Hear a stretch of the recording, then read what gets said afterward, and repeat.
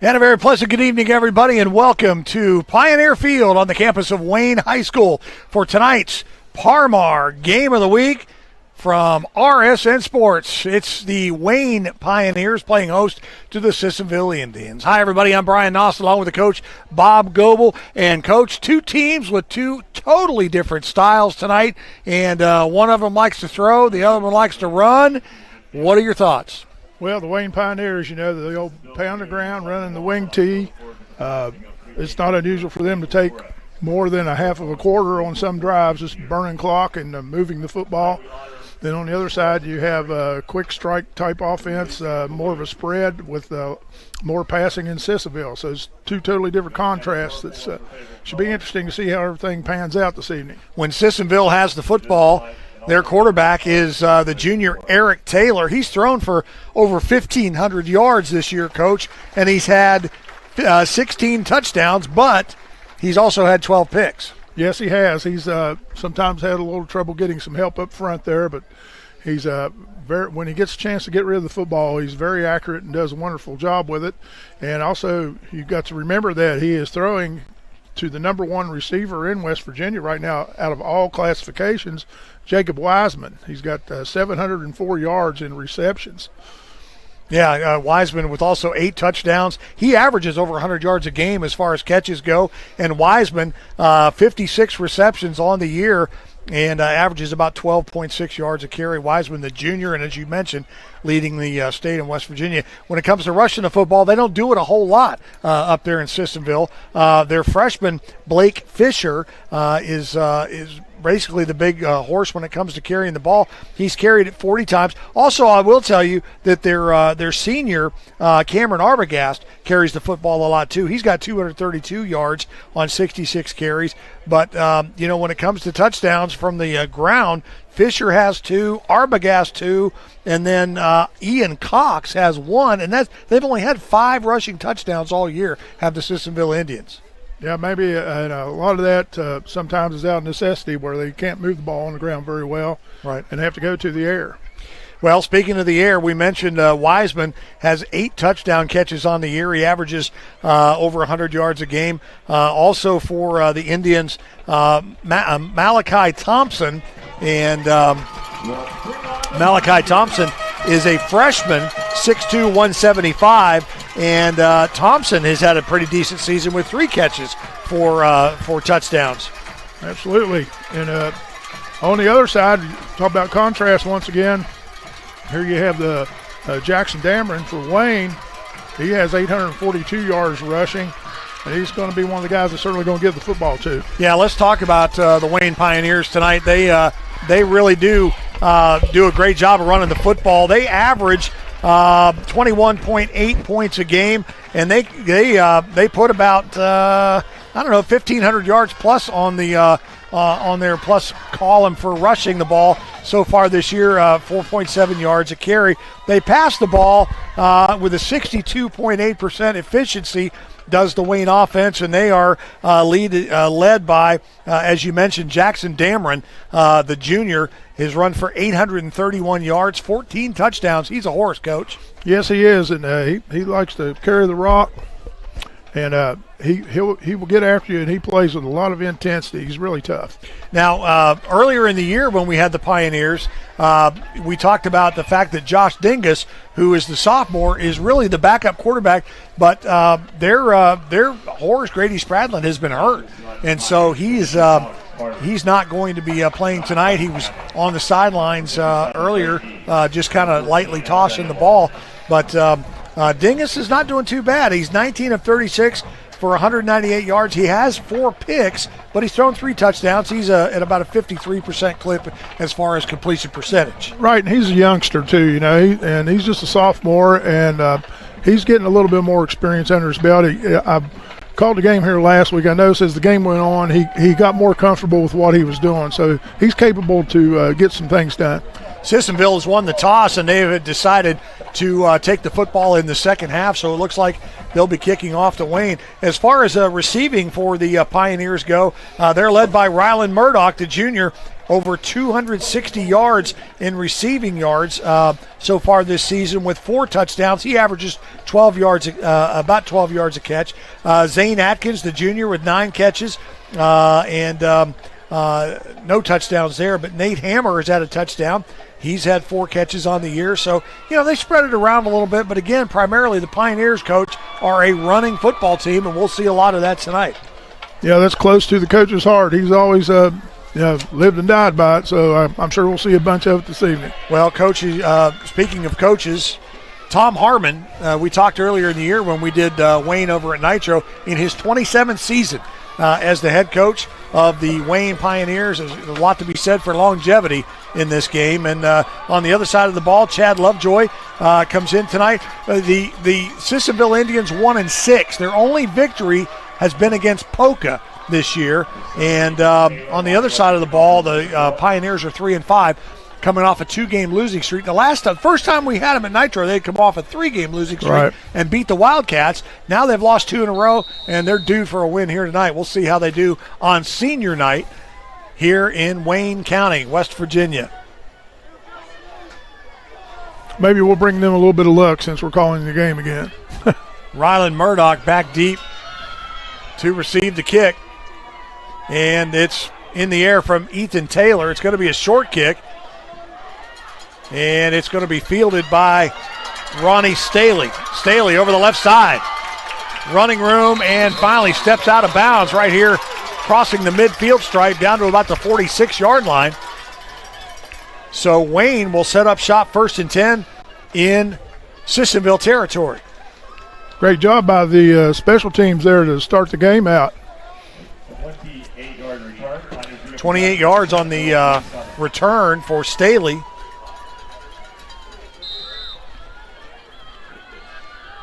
So 1st and 10 for the Pioneers.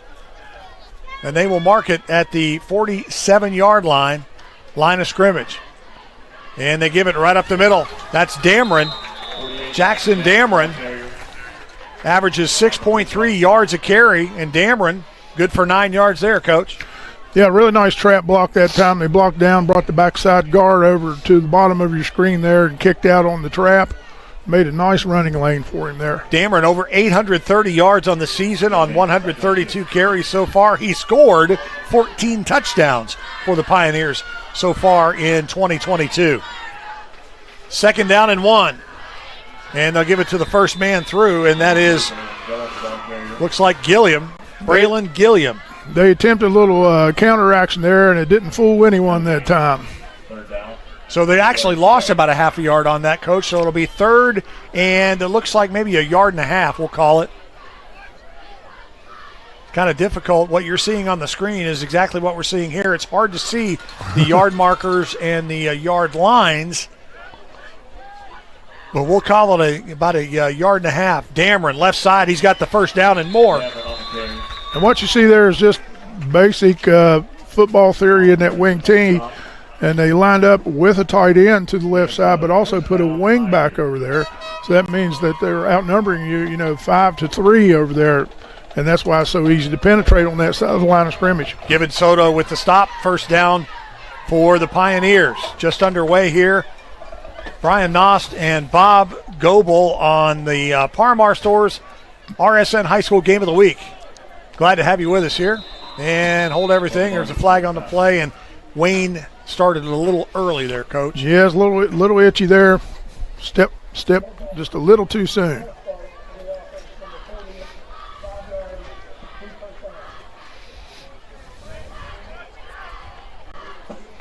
And you'll see a lot of this where they line up the wing to one side or the other, which, like I said, essentially creates an unbalanced line.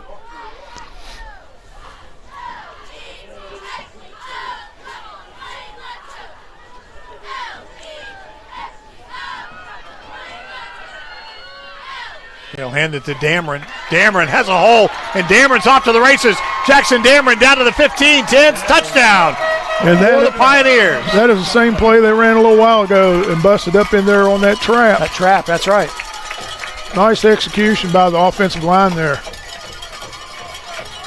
So Dameron goes all the way, basically untouched for the score. So with 9:55 to go in the first quarter, Wayne gets on the board first. They lead at 6-0, pending the extra point. And that'll be attempted by Cade Estep, the 6'1", 154-pound sophomore. Bad snap, and that's going to be blocked.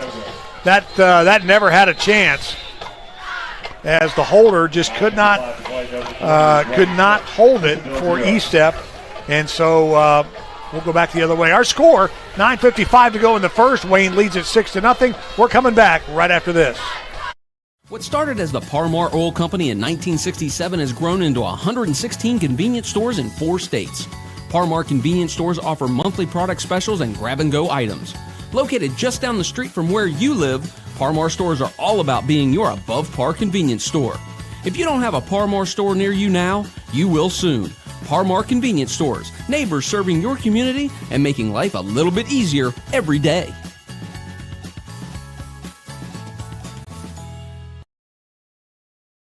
Welcome back to Wayne County, West Virginia. Our score is 6-0 in favor of the homestanding Pioneers. That drive took 2 minutes and 5 seconds. And Jackson Dameron from about 32 yards out. Extra point was blocked, and so they lead at 6-0. Executed it well. I was surprised that Holder didn't jump up and try to do something with that football. Estep will kick it off, and it's going to be fielded by number 23, and that is Malachi Thompson. Thompson is run out of bounds at about almost the 30-yard line, so decent field position for the Indians. Ethan Taylor is their quarterback. Again, we mentioned 1,563 yards. He likes to throw it, but unfortunately he's got almost as many picks as he does touchdowns. He does have 16 touchdowns. I'll give him that for sure for credit, but he's thrown 12 picks. Averages 223 yards a game as the quarterback. Thompson down here at the bottom of your screen. They've got 4 wide receivers, 3 to the top. Thompson down here at the bottom, and right away Taylor's going to throw it. Looks looks left, throws right, and the pass is intended for Thompson and broken up there by number 2, Ty, no relation to Clint Eastwood. That was a little tight coverage there. I was kind of surprised we didn't see laundry flying on that. 2nd down and 10. The ball just shy of the 30-yard line.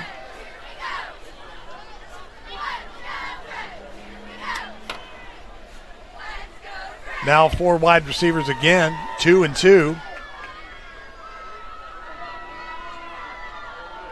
Taylor back to pass. He's in trouble. Little screen pass, and Sissonville wants a flag. It was intended for number 33, Cameron Arbogast, and he got tangled up with one of the defenders from Wayne, but the official kept the flag in the pocket, and it'll be 3rd down. Incidentally, when we talk about Taylor in the shotgun, Arbogast is back there with him in the backfield. He's the lone setback. Looks like they got an audible going here.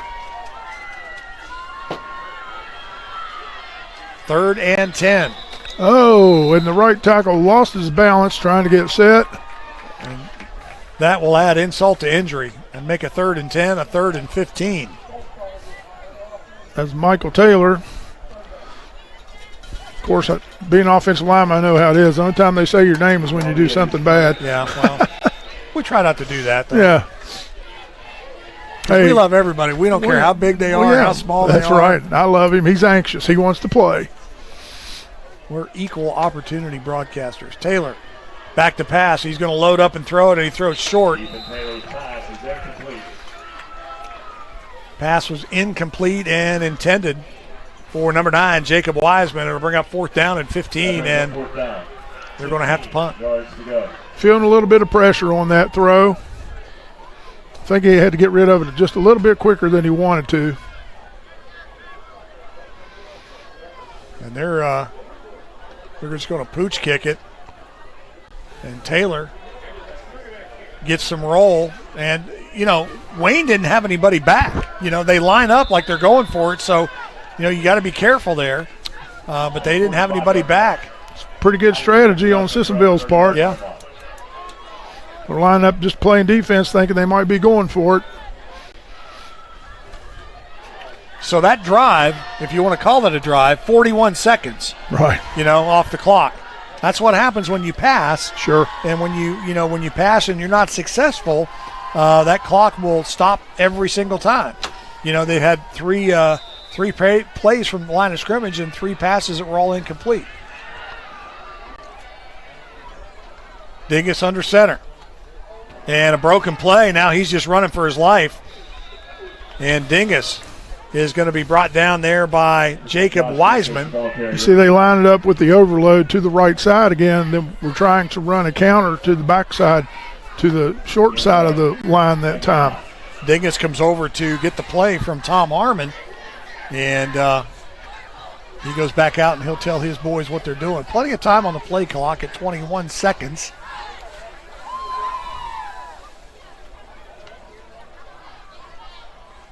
They'll send a man in motion. And again, not quite sure what in the world happened there. That would give was to Rylan Murdoch. And Murdoch was brought down in the backfield so quickly, 3rd down for Wayne. Nice penetration by Laz Marquez at that time, the 5'10", 236-pound junior. He got in there and disrupted everything. Across the front for the Pioneers is Braden Eves. Harry Sowards is the left guard. Jackson DeWeese is the center. Connor Marshall, the right guard. And Derek Scott, the right tackle. 3rd and 12. They give it to Dingus. Or rather, Dingus hands off to Dameron. And great penetration again, Coach, by that defensive line. Same man, number 54, Marquez. Luke Balding, Laz Marquez, Damon, Iana Morelli, who gets the name of the night, by the way. I'm calling that already. Yeah, I'm glad you said it before I did. Yeah, I had no idea. Cox, those front 4 for the Sissonville Indians. So Dameron's going to punt it away. And Sissonville muffs it. And looks like Wayne is on top of it. Maybe. No signal yet from the official. Yeah, Wayne did not get it. Wow. Sissonville hung on. Wow, how about that? Talk about Evan Taylor got it. Wow, bouncy ball there. Mercy sakes. That could have been disaster. 27-yard punt. See if Sissonville can get something going here now. Lost 2 on the return. Sissonville begins its possession at the Wayne 46. Again, wide receivers are 4. Count them. 1, 2, 3, 4. 1 on either side and 2 in the slots. And Arbogast in the backfield with Taylor. And they give it to Arbogast for the first time tonight. And right now, Dameron got him first. Wow, that's some disrupting penetration right there. Those guys really coming in through there hard. That just stuffs everything going on. You can't get anything moving there.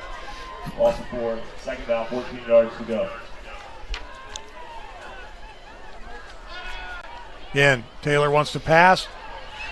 Pass is complete. Little screen pass, and that goes to Jacob Wiseman. That was a nice tunnel screen.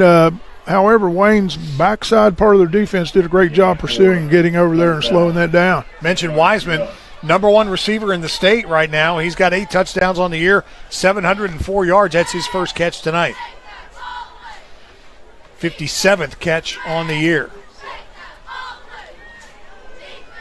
Ethan Taylor now getting the signal from Coach Lovejoy on the sideline. Taylor, straight drop, wants to throw. He'll go down the left side, and that pass is going to be nearly intercepted as it was overthrown. And into double coverage. Colton Mathis on the coverage there, number 17 for the Pioneers. It'll bring up 4th down. And again, when you pass and you don't complete it, clock stops. Yep. 6:14 to go here in the first. Ball's on the 47. Now, interesting, this time, Wayne has somebody back. There you see him there on the right side of your screen. Yep. So are they going to punt or are they going to go for it? They're going to pooch punt it.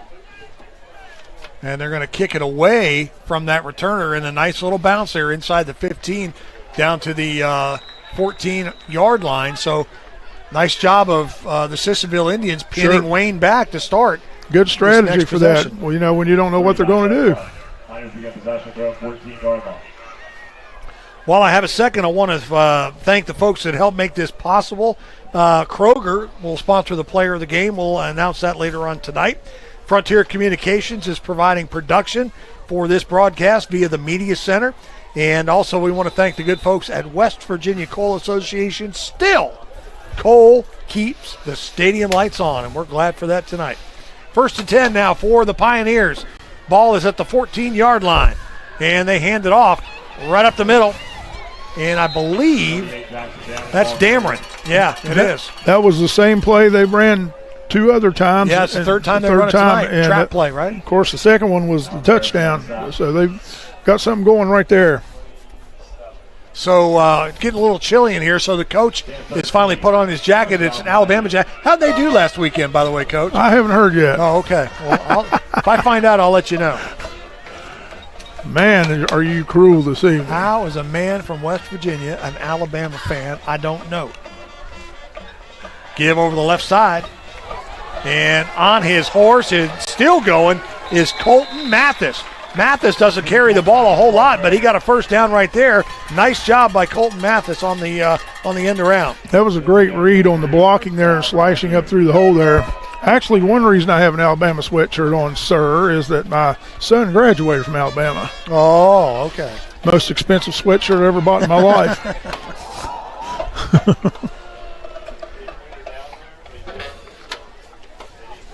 All right, 1st and 10 now for the Pioneers. Coming out with that overloaded wing once again to the right-hand side. And the handoff this time to Caden Hayton, number 4. And Hayton falls ahead for about 1.5 yards, maybe 2, depending on where they spot it. You know, the thing about it is that Sissonville's doing pretty well against everything but that trap. If they can figure out a way to get in there and slow that down. You want to know one of the things that Coach Hardman is doing right now that I'd love to see, and that is playing a lot of kids. He's playing some of these underclassmen. Hayden right there is a freshman and got the carry on that ball. And so he's still in the game. He's the tailback right now, number 4. And Dingus wants to throw. And it goes straight up, and it's intercepted. And with the pick is number 53. That is Thomas Walker. And Walker gives the momentum right back to the Sissonville Indians. And when you're 1-6, you need all the momentum you can get. Sure. And they tried to, they went play action there. Actually faked a counter dive, and it didn't pan out the way they expected. Well, he got hit as he was throwing, too, and so that created all kinds of a mess. Well, what we've seen so far is Sissonville's defensive line has some pretty good quickness. And obviously they're giving them trouble in there, coming off the ball fast. So the first turnover of the game belongs to Wayne. And Sissonville with the pick. They have it 1st and 10 at the 46. And a counter play from the Sissonville Indians. And that didn't fool anyone there. Now Ian Cox, the ball carrier. If he would have handed it to the first back coming to the outside, he'd still be running. Yeah. No gain on the play. It'll be 2nd down and 10 for the Indians. Well, one thing about Coach Harmon, of course, too, and the other coach, but Coach Harmon's been in this business a long time, and I'm sure they know a lot of their tendencies and stuff to set things up for them. So Fisher, Wiseman, Taylor, and Thompson are the receivers, and the screen to Thompson. He'll get down to about the 42-yard line, 41-yard line, where he's tackled out of bounds. Close to a first down. Thompson had some really good acceleration on that play. And Thompson only a freshman too, Coach.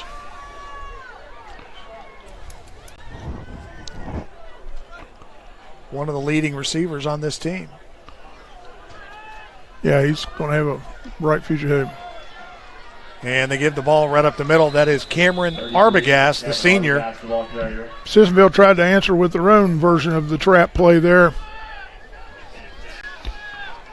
One of the things that defenses are taught when you have a trap is when the guard pulls, the guy who's in front of the pulling guard will follow him. And he'll disrupt the handoff and everything in the backfield. That's the best way to shut that thing down. They've done a real good job doing that so far. Defensively for the Pioneers, Braylon Gillum, Nate Hammer, Alex Carter, and Rex Stevens. Across the front, linebackers are Dameron, Harry Sowards, and Isaiah Lowe. Taylor rolling to his left. Now he'll tuck it and run. And Taylor gets run out of bounds by Isaiah Lowe. And a flag for a late hit. And I kind of see that, Coach. Yeah, he picked him up and did a World Wrestling Federation body slam on him out of bounds there, I believe. Yep. As the student cheering section would say, you can't do that. And that's, there you go. That's against the law. Fast-moving first quarter here. Oh, I'm not supposed to say that, am I? Have I not taught you anything? I guess not. In the games that we've done together this year. Ethan's over here just shaking his head. Shut up, Noble. Man, that clock's really dragging.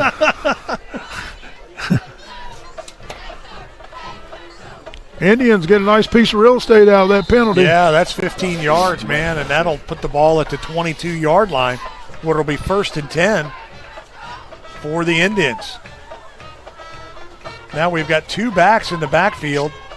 That is Arbogast and also number 1, Blake Fisher.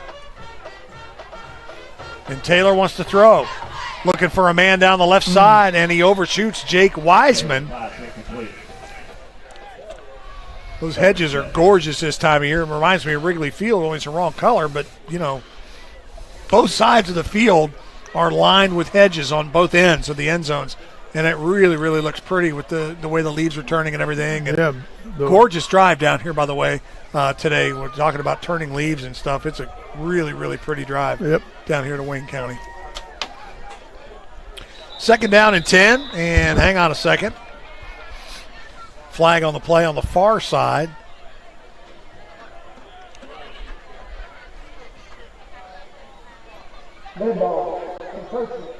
So defense offside for the Pioneers.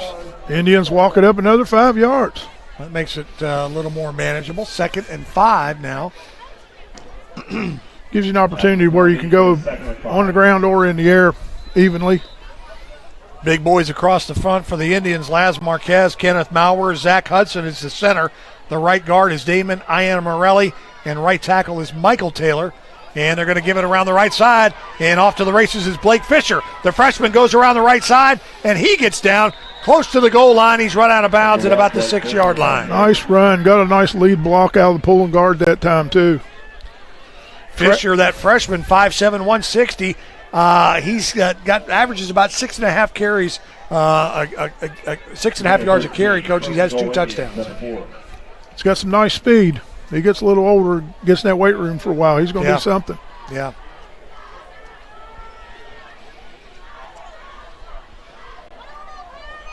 First and goal from the 4. Ethan Taylor, the quarterback. They give it to Fisher.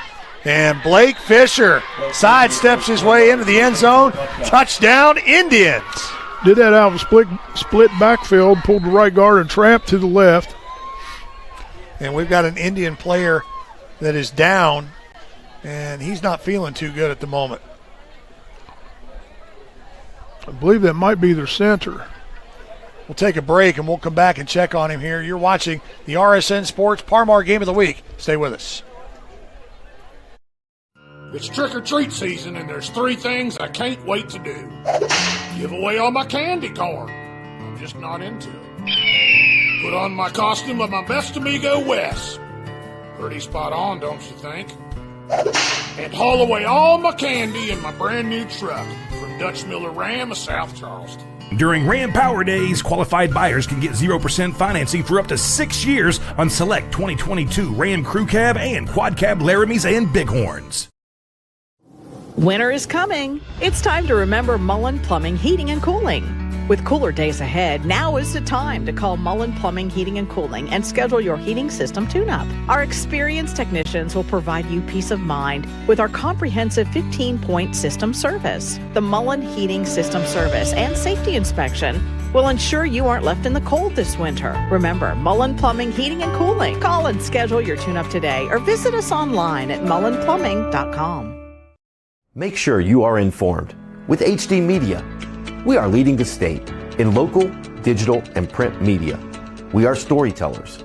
We focus on education, health, entertainment, politics, opinions, sports, and the outdoors through our websites, print, or social and mobile apps.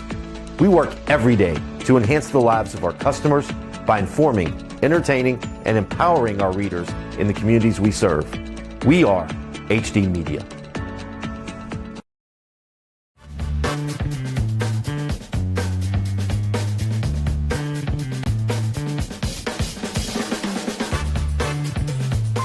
Call State Farm agent Matthew Rousey at 304-925-8000 today.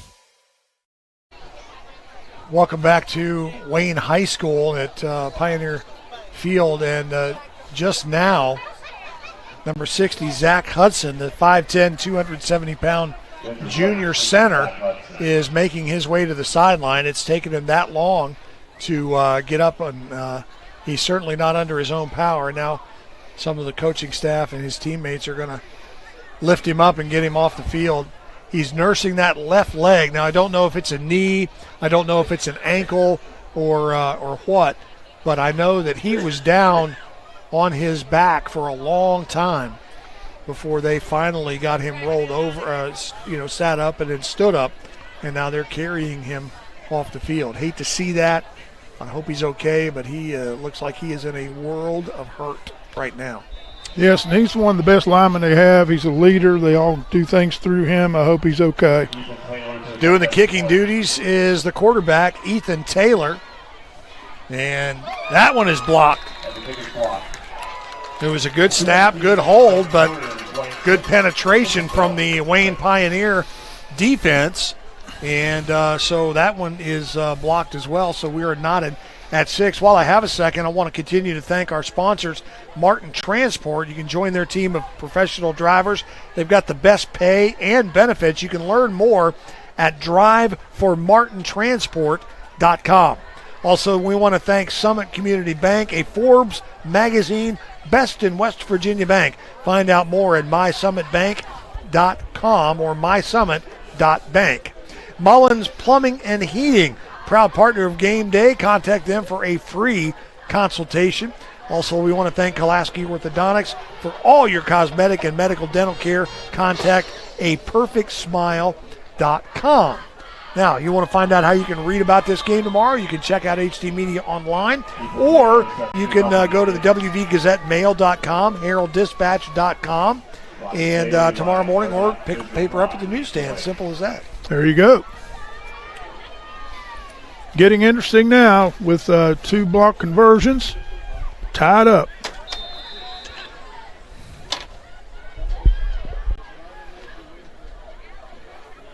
And as we get on further along in this game, that may loom large in the future here. Rylan Murdoch is back deep. Also, Fisher Fry is back deep. And, of course, it goes to the guy that I don't call his number. And off to the races is Staley. And a good stop there by number 4, Gibbon Soto, or he would have gone all the way, Coach. Yeah, they're consistent about this. Like I said, I called their game last week. They're really good with their special team stuff as far as punt and kickoff returns. They get field position just about every time.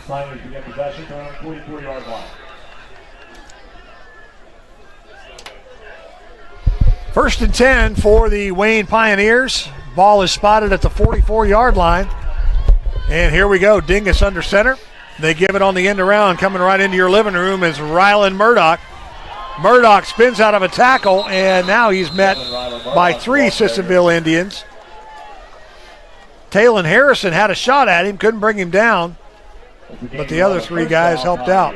Running to that powerful wing side there where you have the tight end to make an extra lineman and the wing back. So they have essentially 4 offensive linemen over there leading the charge around that end. That's hard to defend. First down for the Pioneers.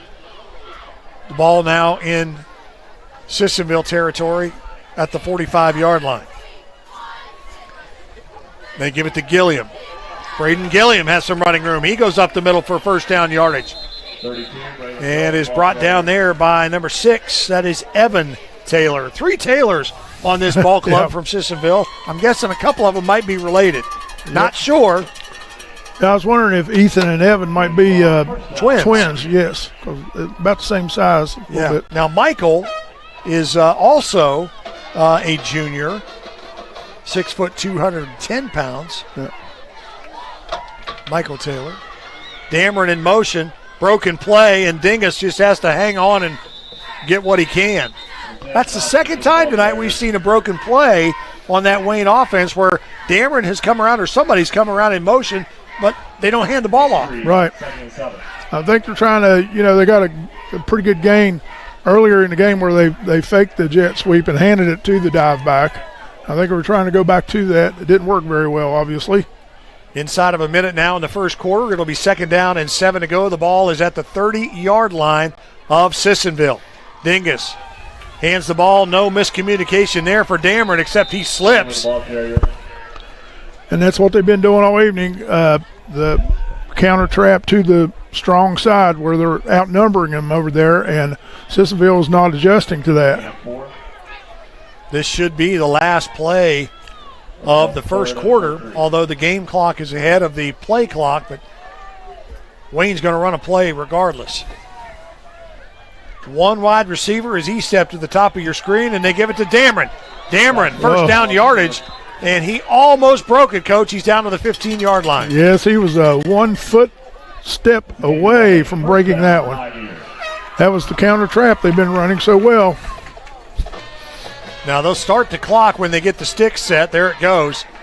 And we'll see if they run one more play. They've got 25 seconds on the play clock, so they've got all kinds of time, and now hang on, hold everything. Somebody wants a timeout. We'll stay right here.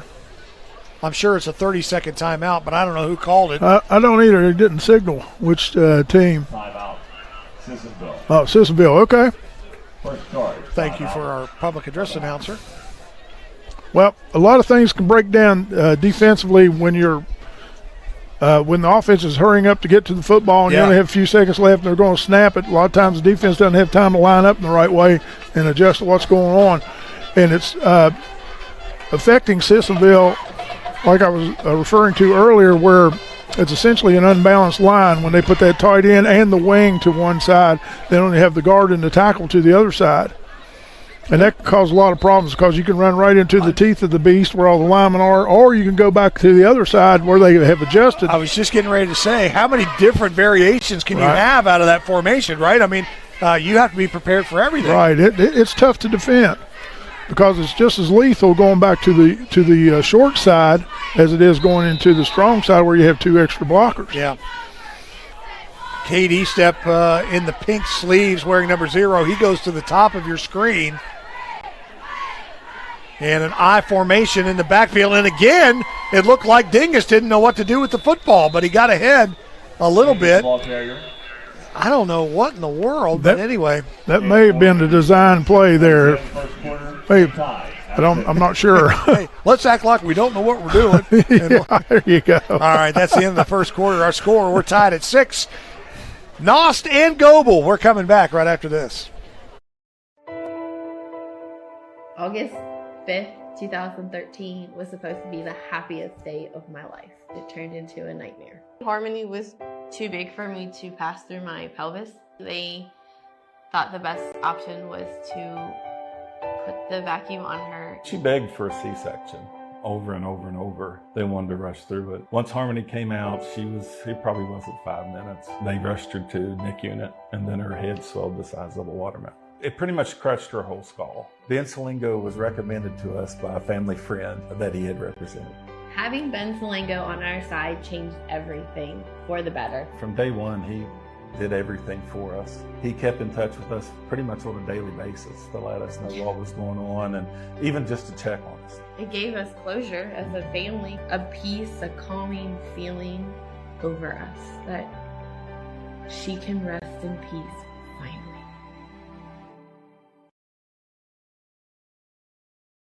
We have been corrected in the broadcast booth here. That is a design. When it looks like the quarterback is confused, that's a designed quarterback boot. Yeah, I thought that might have been the result after we saw it more than one time. Yeah. Yeah, because this late in the season, you don't make those kind of mistakes. You would hope. So we want to thank the PA address announcer for making us look stupid. I said, look, I don't need your help to look dumb. I can do that all by myself. Dameron on the carry to right side. Dameron's going to go to the end zone. Nobody touched him. Dameron from 11 yards out. Touchdown, Pioneers. Mixing it up once again, that time running to the strength where the extra linemen were, causing the down block and just knocking people out of position. Yep. But then what drives you crazy is you line up like that again, fake it to the extra lineman. Uh-oh, bringing it back. Oh, look at there. Let's take those points off the board. I did not see a flag. So they're calling holding on the offense, so they'll take those points off the board and they'll put them back to the 13-yard line. So they can get a first down. It's a spot foul, so it's 2nd and 6. And they give it to Dameron again, and Dameron is brought down by Talon Harrison. The young man is a load. I'll tell you what, he runs awful hard. 5 yards to go. He is indeed 5'10", 200-pound junior. Averages 6.3 yards a carry. He's got 831 yards on the season coming into tonight. He carries the mail, as my dad used to say. Exactly. And like we said, beginning of the game, he's number 5 in the state in all classes. Dingus under center. And a quick handoff right up the middle. And that is, I believe, Dameron. No, Gillum, I'm sorry. Gillum, the ball carrier.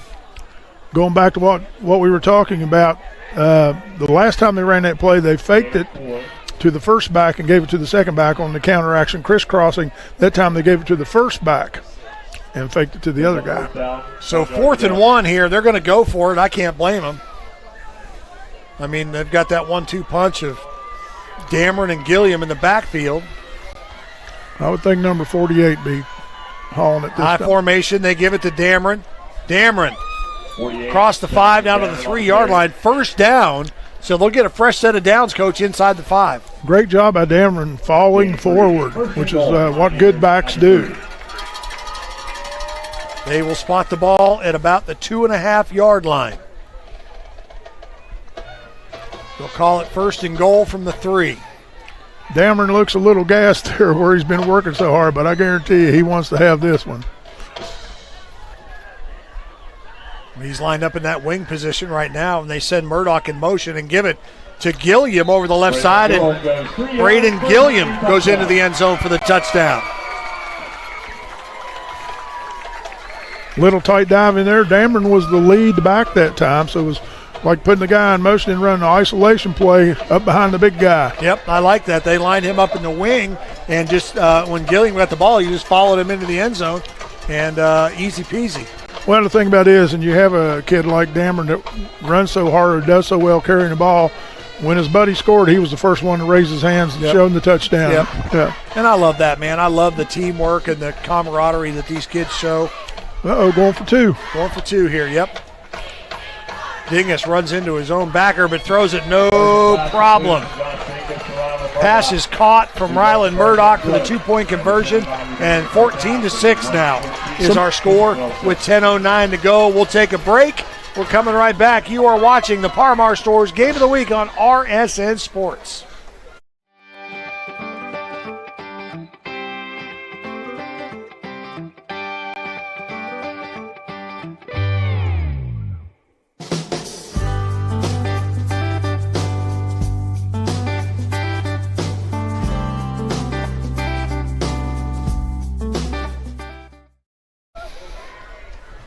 Welcome back to Pioneer Field on the campus of Wayne High School, Wayne County, West Virginia.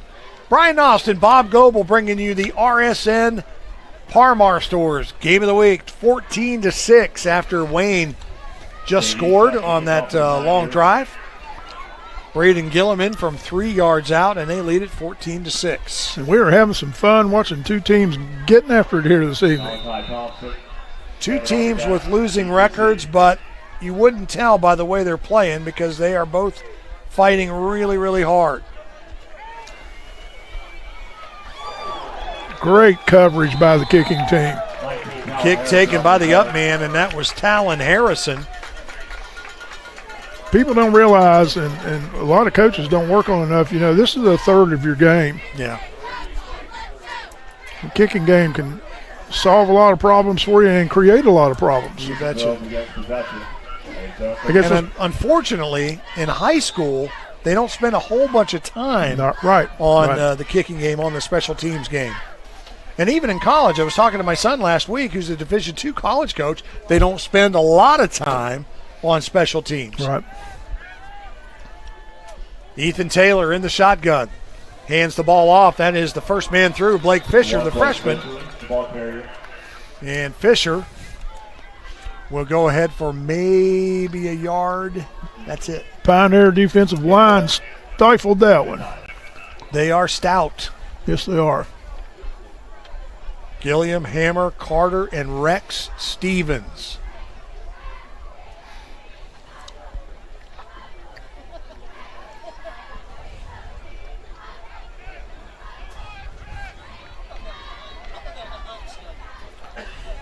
And they are loading the box, aren't they?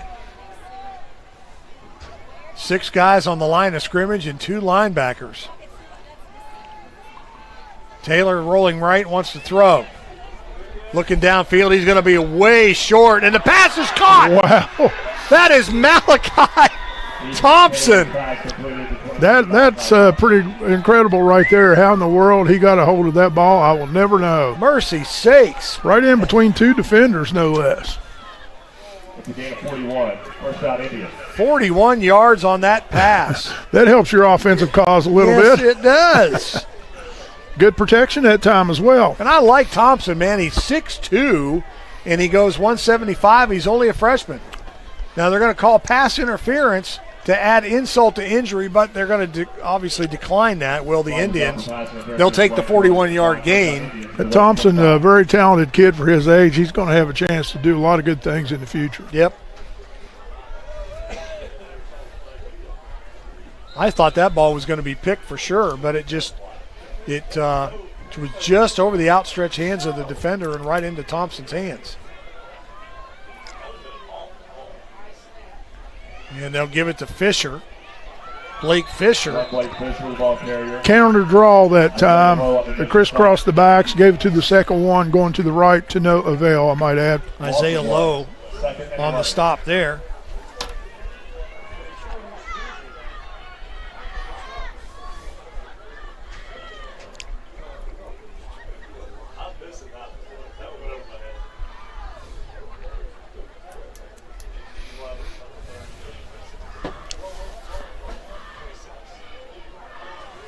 Taylor, screen.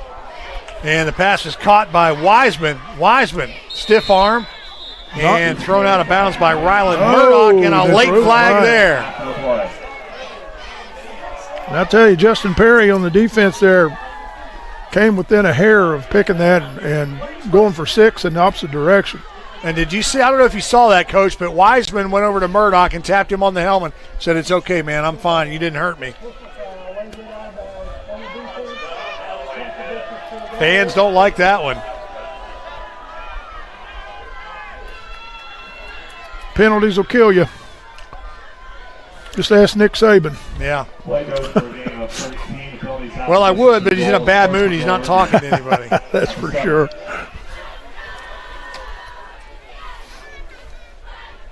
Arbogast in the backfield with Taylor. And they'll send the man in motion, Evan Taylor. Now they give it to Arbogast right side. Holding, no call, and Taylor still on his feet. Touchdown, Indians. That was that counter dive again. Everybody in the press box wanted to hold, and I saw it too, but I do not see a flag. Goes 7 yards for a Sissonville touchdown. Pretty bad when you get home cooking on the road, isn't Wow, man. I mean, A, if it didn't happen, it didn't happen. B, if they didn't see it, they didn't see it. I mean, these officials do a nice job. Yes, they do.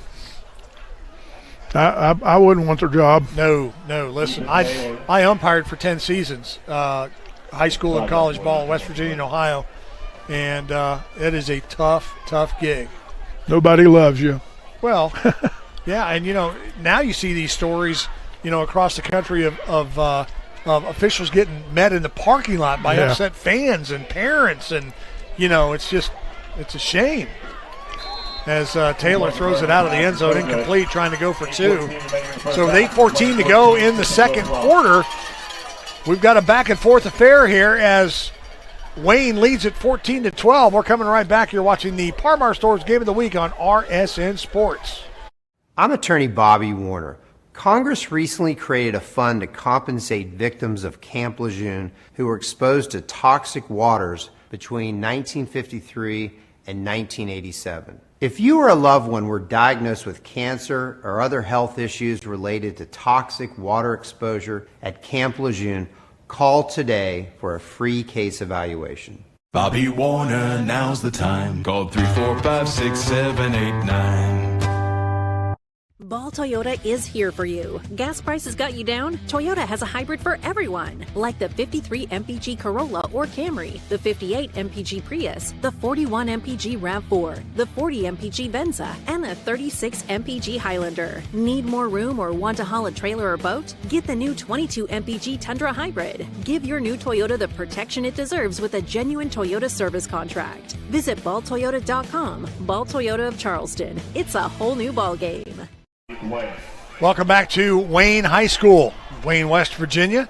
14-12 is our score in favor of the homestanding Pioneers, but we got a rock'em sock'em robot first half here, Coach. Yes, we do. They both traded scores. Now a little onside type kick, and Wayne is right there, Johnny, on the spot to cover it.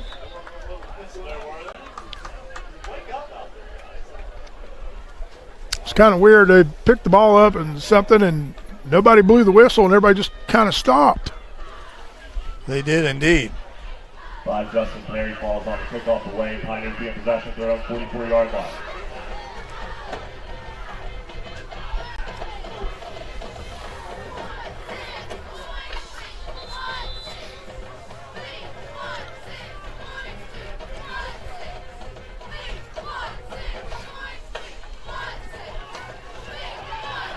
And Dameron, the ball carrier, down to the 40-yard line. Once again, running to that overloaded side. Not only did they have a tight end and a wing in addition to the guard and the tackle. Flag on the play. They also had a running back to that side as well, so they loaded it up that time. And they're going to call holding. Penalties are really aggravating the Pioneers tonight. It's cost them some serious field position first half here.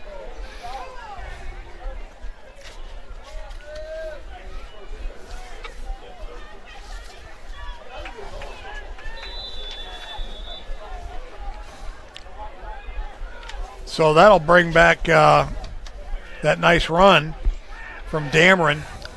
It'll be 1st and 20. The ball is at the 34-yard line. And off to the races is Gilliam. They're not going to get him. Gilliam's going to go all the way and score 66 yards for Braylon Gilliam. And just like that, Wayne adds another 6 to the scoreboard. What I've been talking about since the game started, they had everybody overloaded to the right again. The defense finally adjusted there because they were tired of seeing that sweep work. And what's that do? Leaves you one man shy on the other side, run the trap back that way, boom, there he goes.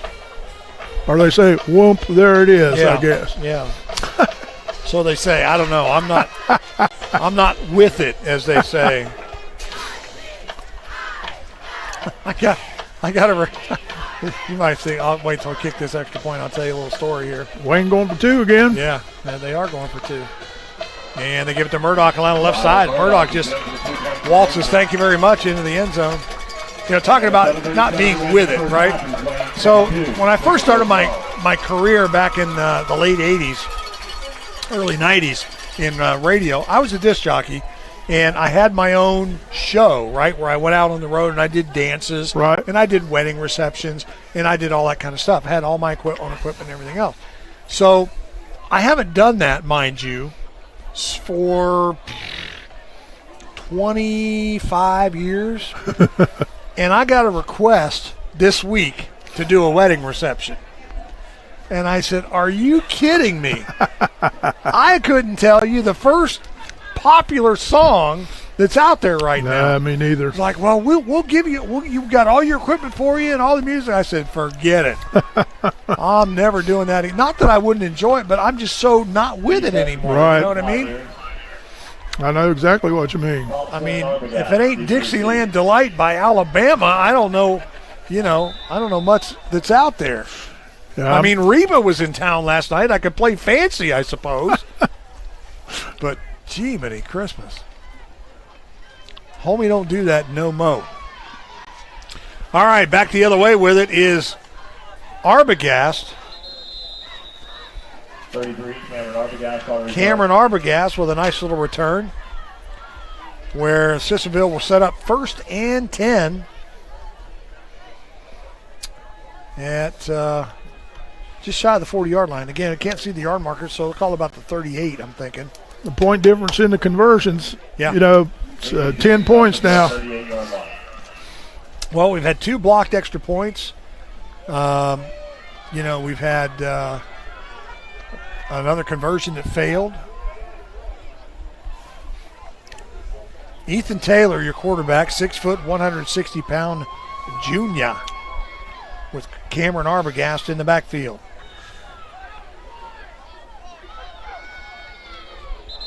And hold everything. We had some movement.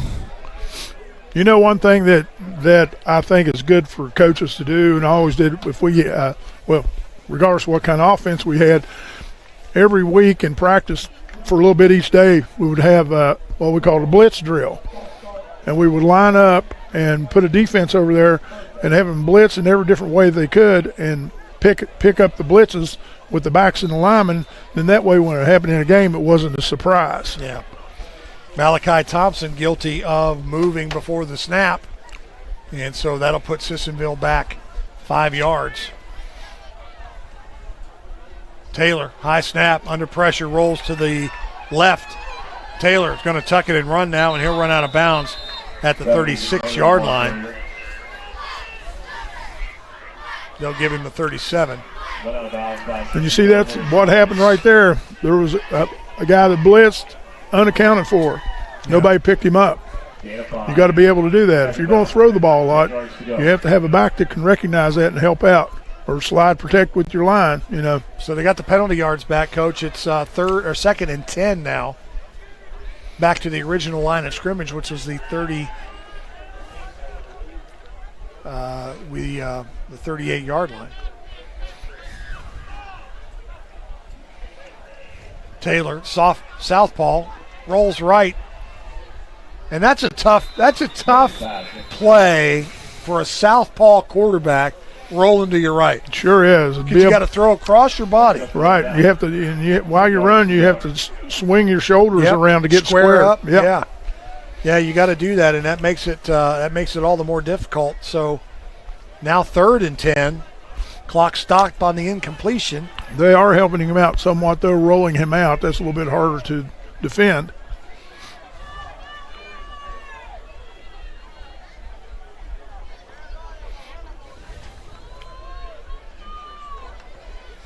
Four wide receivers, 2 in the slot, 2 on either end. Then they'll go over the middle, and a little hand fighting going on there between Rylan Murdoch and the intended receiver. I believe that was Evan Taylor.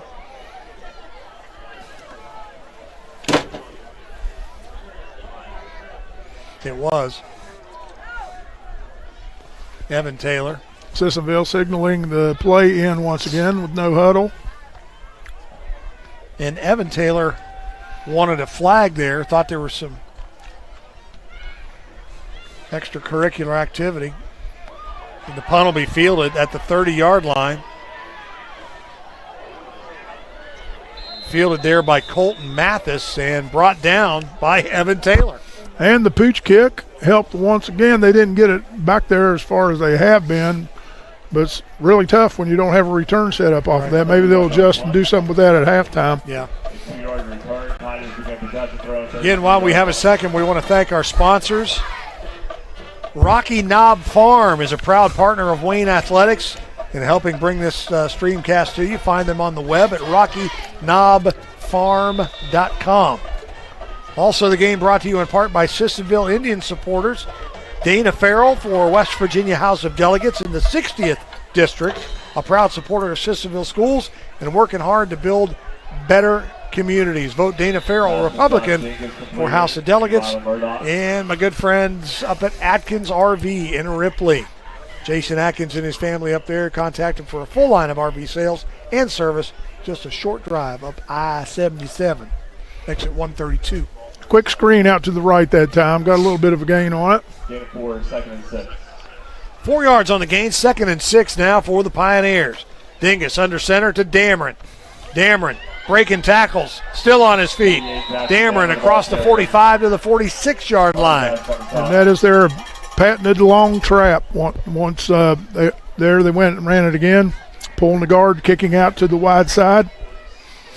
Jackson Dameron having a good game so far this evening. What's helping that so much is these guys blocking down on these guys.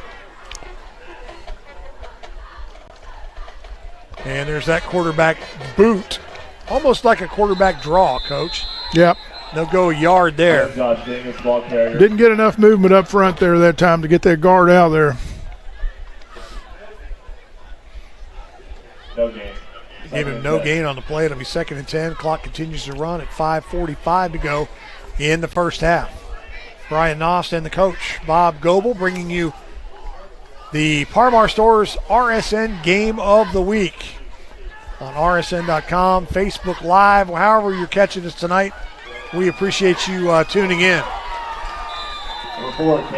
Nice carry on the right side there for Caden Hayton, another freshman. It's good old power sweep to the overloaded side again. Another first down for the Pioneers. And they continue to move the ball. They'll do that Wayne offense. They'll hit that wide side, hit it, and then bang, come back on the short side of the field where the two linemen are. Loaded up to the right once again. Line of scrimmage is the 41-yard line. They give it to Dameron. Jackson Dameron down to the 35 and a flag on the play. And that one came in kind of late there. We'll see.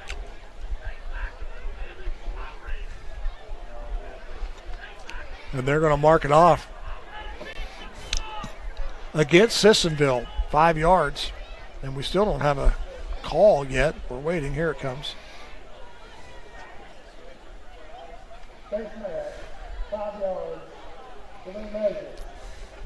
So 5-yard face mask penalty, and they're close enough to bring the chains in and measure. And while we're doing that, again, we want to tell you that coming up later on tonight, we will bring you the Kroger player of the game in the fourth quarter. We'll let you know who that is. My father-in-law was talking about seeing a game in Wyoming County one time, and they went out and the defense jumped. They moved the ball 5 yards, and then they went out there on this next play. The defense jumped again. They marked it off 5 yards, and the officials called timeout for a measurement. And wow. when they measured it, he came up and held his hands up. They were a foot short. Yeah, wow, that's something. Don't see that every day, do you? And they're going to be short here, too. Yes, they are. About a football. I don't know about them, but I know who I'd be giving that football to right here. Yep, 48's going to get the call. I believe. Unless Dingus keeps it on his own, which he's been known to do a couple of times this game. But yep. Yeah, I would call 48 up the gut is my play call. Yep. Yeah, I just bang it straight in. I wouldn't even try to trap him. But, I mean, it's only second down, too, so it's not Right. like they're in a desperate fourth down situation. Be a good time as well for a play-action pass, but that's Haven't not. seen any of those yet tonight, actually. I mean, yeah, you're not wrong. That would be a good idea. I don't think that's in the coach's vocabulary. No, well, you know. You don't see a lot of play action in high school. Right. Dingus under center. 48 gets, no, I'm sorry, it's not 48. It's Rylan Murdoch. Murdoch, the ball carrier. Penalty marker going after the play. That's the second time this evening everybody's just stopped playing without a whistle or anything. Another flag.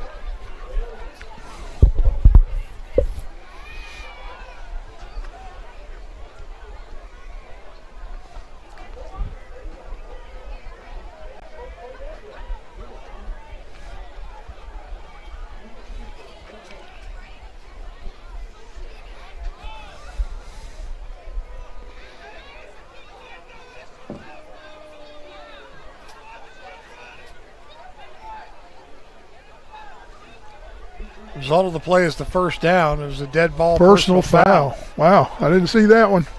15 yards. I'm not sure what that was all about. Dead ball personal foul we call against Sissonville after the penalty. First down Pioneers at the Indian 15.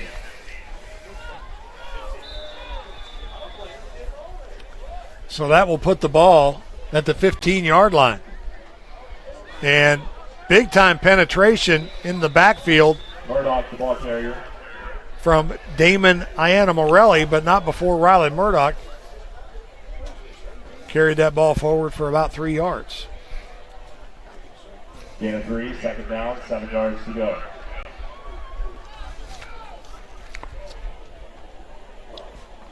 Clock moving at 4:15. Don't say a word, Coach. Dameron dances to the left side, dances into the end zone. Jackson Dameron walks in there.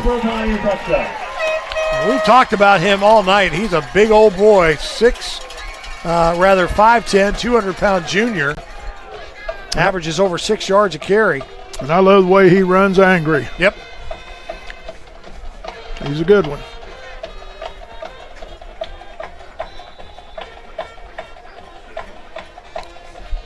It's good, too, to see two teams that are well coached, too. They're both playing hard.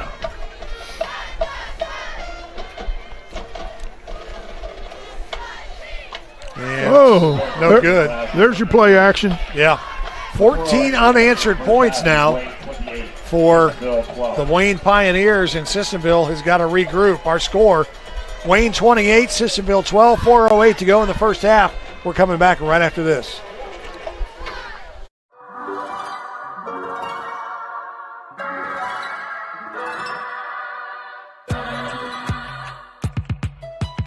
Ranked one of the best mobile banking apps in the country. True story. Welcome to Huntington.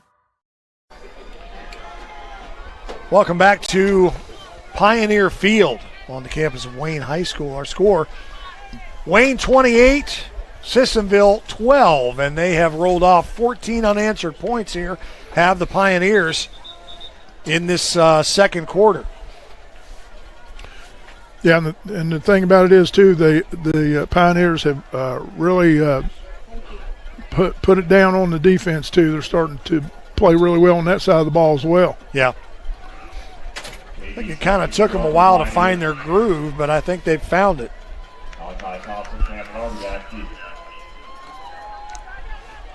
E-step with the kick, and fielding it on the other end is Talon Harrison. Harrison out to the 33-yard line where the Sissonville Indians will set up shop first and 10. Yeah, you look at the Sissonville roster. They're pretty young, most of them. So they're going to have some brighter days ahead, I think. Only 4 seniors on this team. So, yeah, you're right. Brighter days ahead for the Indians. Oh, look, number 60 is back into the game. Well, I'm glad to see Zach Hudson back into the ball game.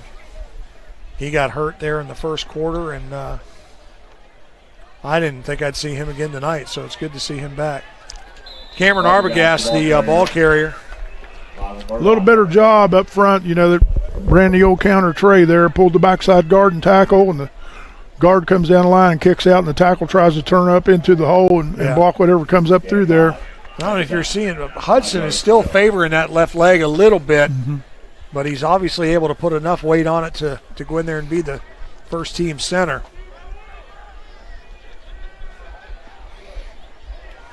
Taylor under pressure, rolling left, throwing left, and the ball is caught. That's Blake Fisher out of the backfield.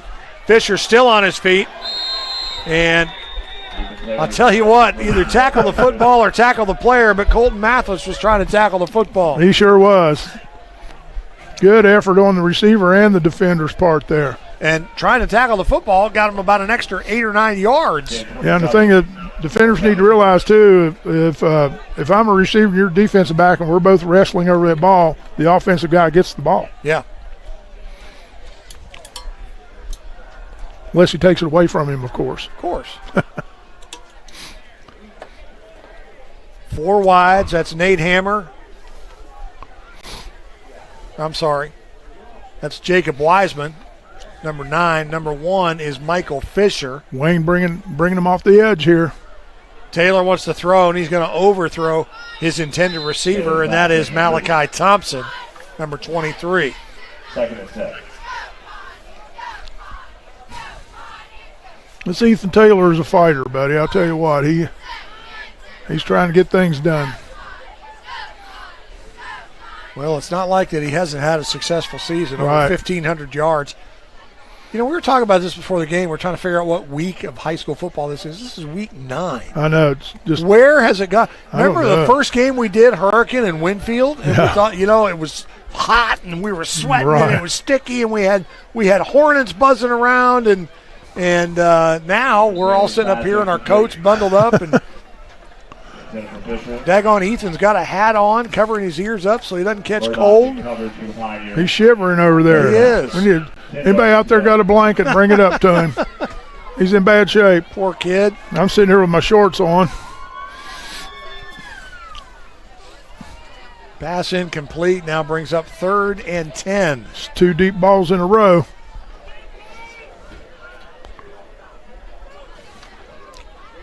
Under pressure.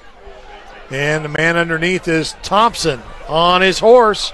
Micah Thompson is going to go, Malachi rather, is going to go into the end zone untouched. Nice tunnel screen Yeah, I right like there. that. 35-yard completion. You know, that's when you're watching it, and the coach up in the box says, well, if they're going to blitz, let them blitz in, and we'll do this. And That's the problem with the Sure. blitz. When you bring somebody, that leaves holes in your Exactly secondary, right? Yep. And that right there is a perfect example. Taylor read it, saw it, dumped it Yeah. off, just a little screen, and Thompson took it 35 yards for the touchdown. Sissonville said, we're not out of this yet. That was a nice play by the quarterback there. I like it, yeah. Good job by the junior. So they're going to go for it here. And they'll move it half the distance to the goal because Pioneers Sissonville jumped. Wayne jumped. Yes, they did.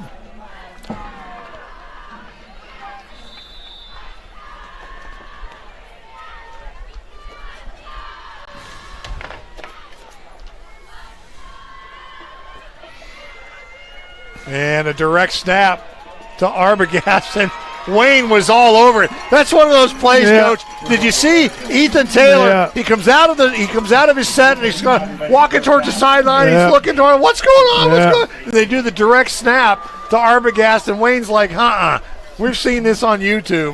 We got this covered. It did not fool them, did it? No, it did not. 2:35 to go in the first half. Sissonville's still in it with the score. Wayne 28, Sissonville 18. We'll take a break. We're coming right back.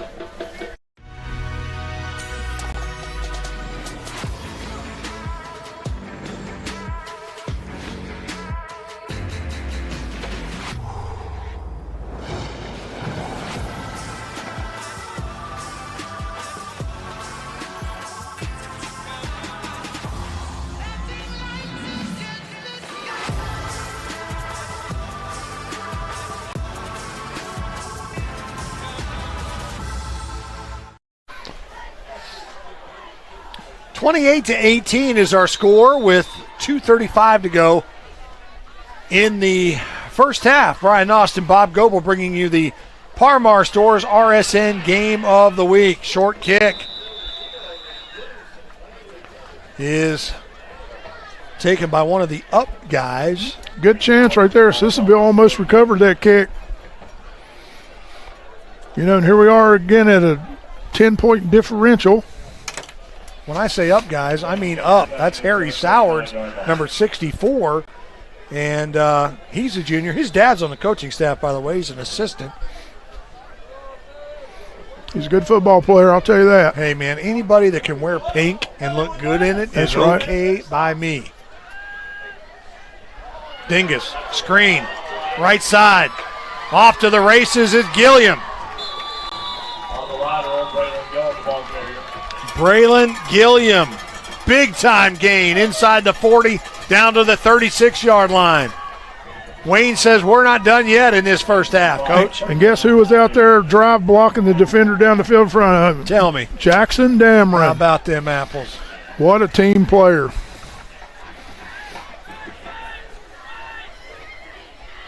Dingus under center.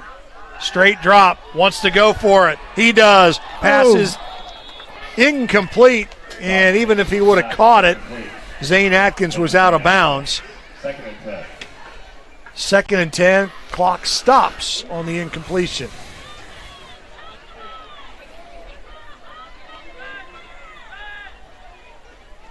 Was one of my buddies used to say he was out of balance down by the goal line. Yeah.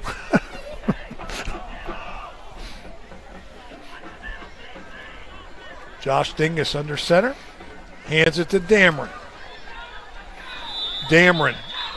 Not much room there. 2 steps his way up ahead for about a yard, and timeout is going to be taken by the Pioneers. We'll stay right here. Timeout. Wayne.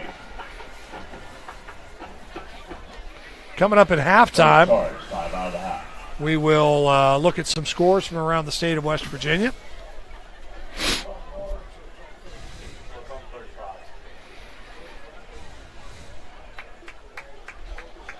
So, Coach, from a Indian standpoint, they really need to have a stop here. I mean, you know, they've just scored. They got it to within 10, and it's very important now for them to keep the Pioneers out of the end zone here. Yeah, it sure would help, you know, and they're fighting hard. They're trying to get it done. They just can't get over that hump yet, but if they could stop them here and then rally in the second half, they still have a great chance to catch up or win this game. 10 points down. Coach Chad Lovejoy on the far side telling his kids what he wants to see out of them on the defensive side of the ball. And on the other side, Tom Harmon saying, okay, guys, here we go. It's 3rd and 9. Let's get a first down or better. I mean, you think about it, 4-down territory right now here for sure for Wayne. And they got 3 wides, which you hardly ever see. Dingus, 2-step drop, just a little pitch over the middle, and Wayne was all over that. And again, a timeout on the field. That pass was caught by Waylon Forrest.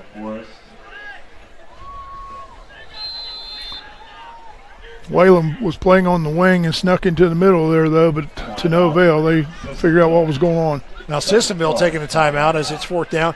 And, you know, you got to give Dingus credit because he was not expecting to be the starting quarterback this whole season, right? I mean, you look at their starter, Grady Spradlin, who's a junior, and he got hurt early on in the season, and Dingus stepped up as a sophomore and has done a pretty good job, you know, for being such a young kid.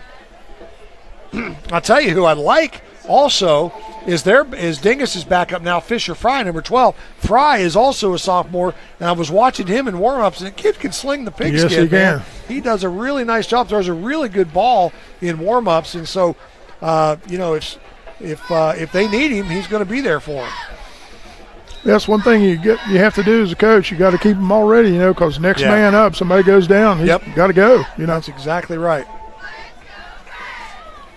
It's like when their center got hurt there a little while ago. You know, you have to find somebody else to get in there if he can't go. Yeah, well, you know, I mean, you're watching the Steelers last week, and Trubisky gets his bell rung, or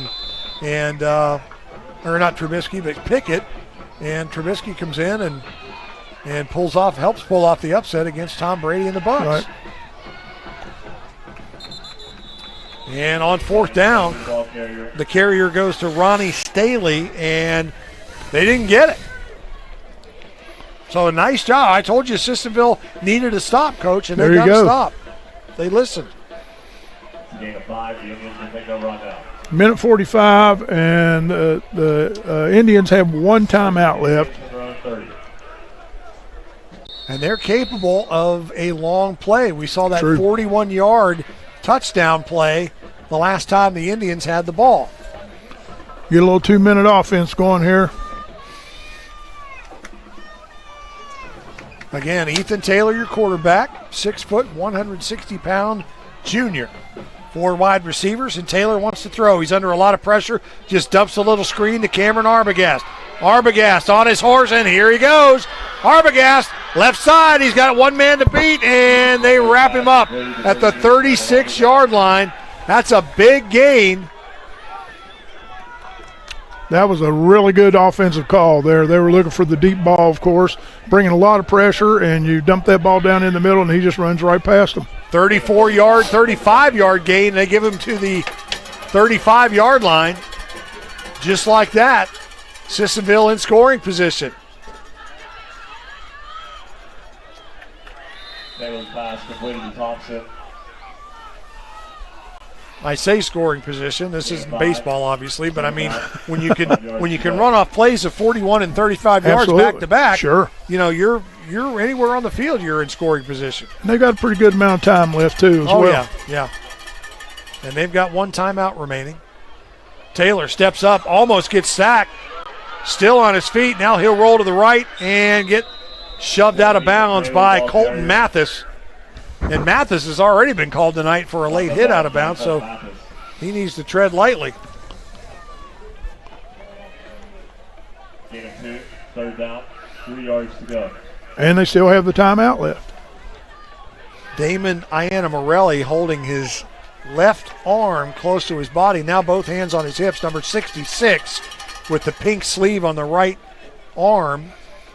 Looked like he came up a little injured there, but he's staying in the ball game. 51.9 to go on the clock, third down. Taylor steps up, throws the ball short. Pass was intended for Blake Fisher. That brings up fourth down. You know, the thing is, 3 yards to go. something that you don't see very often is Taylor seems to have trouble throwing the ball, running to his left-handed, and can throw it better to the right when he pulls his shoulder around there and throws it to the right. You don't see it very often. Yeah, that's kind of against the laws of physics there, I suppose. There's a screen, pass is complete to Jacob Wiseman, and Wiseman has been relatively quiet tonight. Yes, he has. Wiseman not happy with himself there. Well, I think I know why he's frustrated. Had a pretty nice path to the outside. Of course, that's easy for us to say sitting up here watching, you know. Yeah, it's a lot easier for us to see holes and openings up here than it is for the kids down on the field. So Wayne does a nice job stopping the drive. So trading possessions here with 38 seconds exactly to go in the first half. Dingus hands the ball off to Jackson Dameron. Dameron is hit by Blake Fisher, and he falls ahead for about a yard, maybe 2. Run that strong side trap again. And nobody's calling timeout at this point. Clock's inside 20 seconds. As I say that. There you go. Talking about me jinxing stuff. Oh, I'm just going to keep my mouth shut. Second charge, timeout. Pioneers take their second timeout. And again, coming up at halftime, we'll check some scores and talk a little bit about the first half. We'll talk about what has to happen in the second half if you're a Sissonville Indian fan to get them back on the plus side of this ball game. That I'll tell you, though, to be honest with you, Bob, that drive that they had and that score time before last when they had the football was huge. Yes, it was. Even though they're still down 10, it could have been a lot worse, right? Yeah, and if they can go into the locker room here in 20 seconds, they're still going to have a chance to get some things done in the second half. Yeah, they could have been down 16, and that would have been a lot bigger hole to climb out of. And who's to say that Wayne's not going to score here? But I'm saying, but Sissonville did everything that they could do to put points on the board before halftime to make it a respectable. Right. Like I've talked about before, there's so much ebb and flow with the momentum in these high school games that can affect everything. All right. They hand the ball off to Dameron. Jackson Dameron still on his feet. 48 back to Dameron. And Dameron is brought down by Cameron Arbogast, or he would have gone to the house. 11.5 to go, and the final timeout taken 29, first down Pioneer. by the Wayne Pioneers. Timeout, Wayne. Third and final timeout of the half. Nice job up front opening that up for him. And in case you're keeping track, this fast-paced moving first half, as Coach Goebel alluded to a while ago, has taken nearly an hour and a half to play. So I appreciate that, Bob, as well as our fans and everyone watching tonight. Anytime, whatever I can do to make it easier for all of us. Oh, for crying out loud. That's hilarious. How many times has that happened? Oh, we're moving pretty fast here, and then you hit a wall. Been fun to watch. Well, it's been a good first half. Yes, it had. I would much rather have, a close, tight-knit ball game. Sure. Where both teams are into it mentally and physically. And, blowouts are so hard to call, what I mean? And I'm not saying this won't turn into one, but right now we've got a really good competitive ball game. Well, and, I've alluded to this before, but it's just really good to see both teams competing and playing as hard as they can. Yeah. Sissonville hasn't backed down from anybody. Yeah. They're bringing it as hard as they can. Well, and they're playing for pride. They're 1-6 coming in week 9. They're not going to the playoffs. I mean, we know that. Dingus wants to throw. He'll go down the left side, and he overshoots his intended receiver. That is Ryland Murdoch. Second and 10. So now 5.7 seconds to go. The scoreboard is showing that both teams have one timeout, but I'm thinking. I don't think that's right. Yeah, I'm thinking Wayne's out of timeouts, yeah. But maybe I could be wrong. Doesn't matter. This probably is going to be the last play here. You're just getting mentally numb because the half's been so long. I am. Shotgun. Dingus runs into his own guy. And as Porky Pig would say, that's all, folks, as Jacob Wiseman in on the tackle and also Gibbon Soto. And that's the end of the first half. Our score, the Wayne Pioneers 28, Sissonville Indians 18. Stay with us. We'll be back in a little while to check on scores from around the state of West Virginia. You are watching the Parmar Stores RSN Sports Game of the Week. Stay with us. We know who we are, where we have been, and where we are going. Healthcare is ever-changing, and we are evolving to meet the future needs of our community.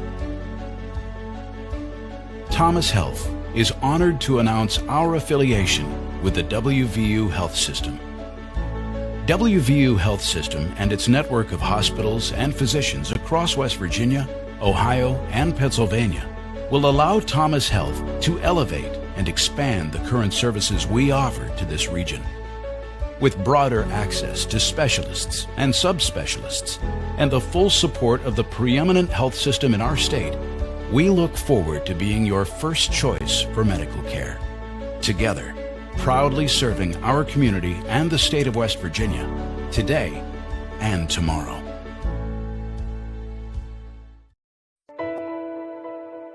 August 5th, 2013 was supposed to be the happiest day of my life. It turned into a nightmare. Harmony was too big for me to pass through my pelvis. They thought the best option was to put the vacuum on her. She begged for a C-section over and over and over. They wanted to rush through it. Once Harmony came out, it probably wasn't 5 minutes. They rushed her to NIC unit, and then her head swelled the size of a watermelon. It pretty much crushed her whole skull. Ben Salingo was recommended to us by a family friend that he had represented. Having Ben Salingo on our side changed everything for the better. From day one, he did everything for us. He kept in touch with us pretty much on a daily basis to let us know what was going on and even just to check on us. It gave us closure as a family, a peace, a calming feeling over us that she can rest in peace finally.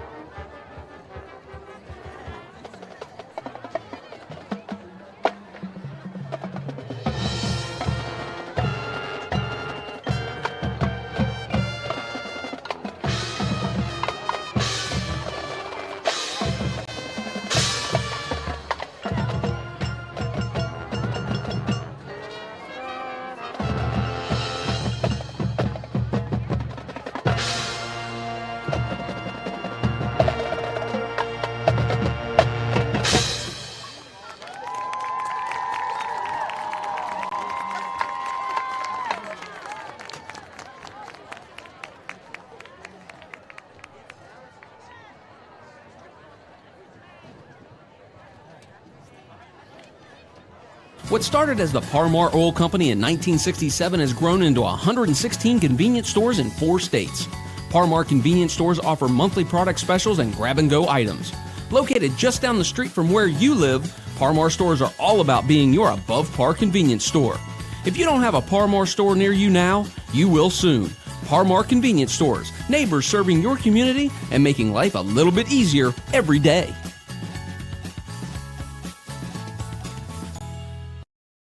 It's trick-or-treat season, and there's 3 things I can't wait to do. Give away all my candy corn. I'm just not into it. Put on my costume of my best amigo, Wes. Pretty spot on, don't you think? And haul away all my candy in my brand new truck from Dutch Miller Ram of South Charleston. During Ram Power Days, qualified buyers can get 0% financing for up to 6 years on select 2022 Ram Crew Cab and Quad Cab Laramies and Bighorns.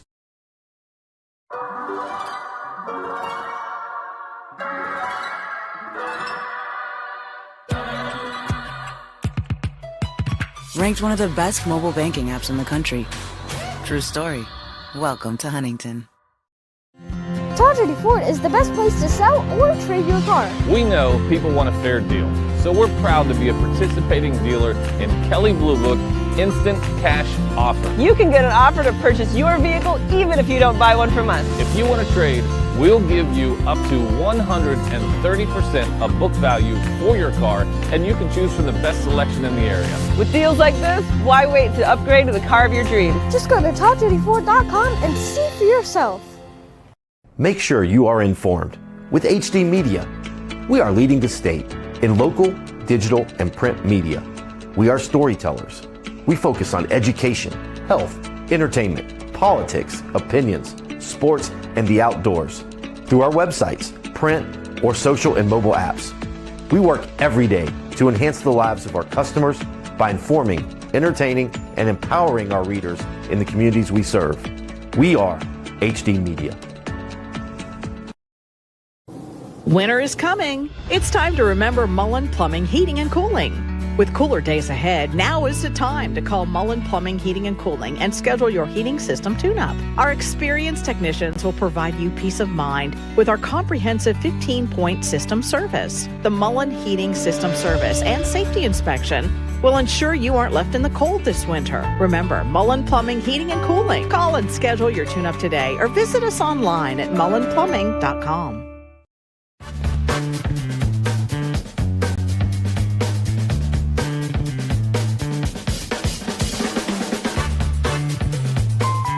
Call State Farm agent Matthew Rousey at 304-925-8000 today.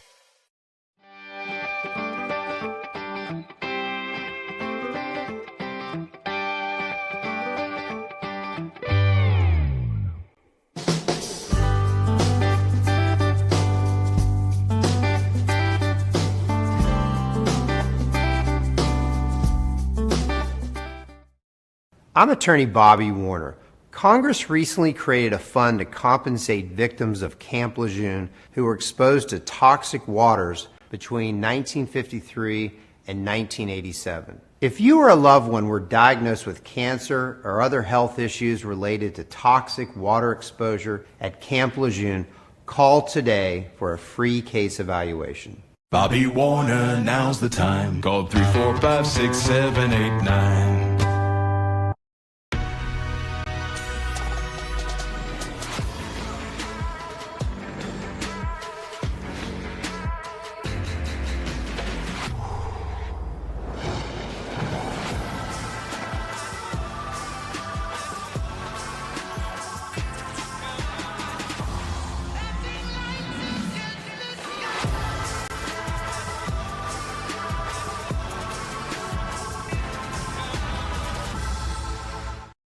Ball Toyota is here for you. Gas prices got you down? Toyota has a hybrid for everyone, like the 53 MPG Corolla or Camry, the 58 MPG Prius, the 41 MPG RAV4, the 40 MPG Venza, and the 36 MPG Highlander. Need more room or want to haul a trailer or boat? Get the new 22 MPG Tundra Hybrid. Give your new Toyota the protection it deserves with a genuine Toyota service contract. Visit balltoyota.com. Ball Toyota of Charleston. It's a whole new ball game. Welcome back to Pioneer Field here on the campus of Wayne High School. Our score at the half is 28-18 in favor of the Pioneers. Scores from around the state starting in AAA. Parkersburg South leading Greenbrier East 16-2. Hurricane and Riverside are tied up at 7. Elsewhere in AAA action, that Hurricane Riverside score been updated now. I'm sorry, 21-7. I thought that sounded a little weird. Huntington over Cabell Midland, 28-21 in the fourth. George Washington over Spring Valley, 25-7 in the second. Princeton and Bridgeport separated by 10, 20-10. Princeton in the third. Martinsburg over Jefferson, 35-7 in the third. Musselman over Washington, 34-0 at the half. Wheeling Park 35, Brook 20 in the second. University over Preston 20-10 in the second. Morgantown over John Marshall 25-7 in the third. Buckhannon Upshur over AA Grafton 35-0 in the second. Parkersburg leads Capital 21-7 in the second.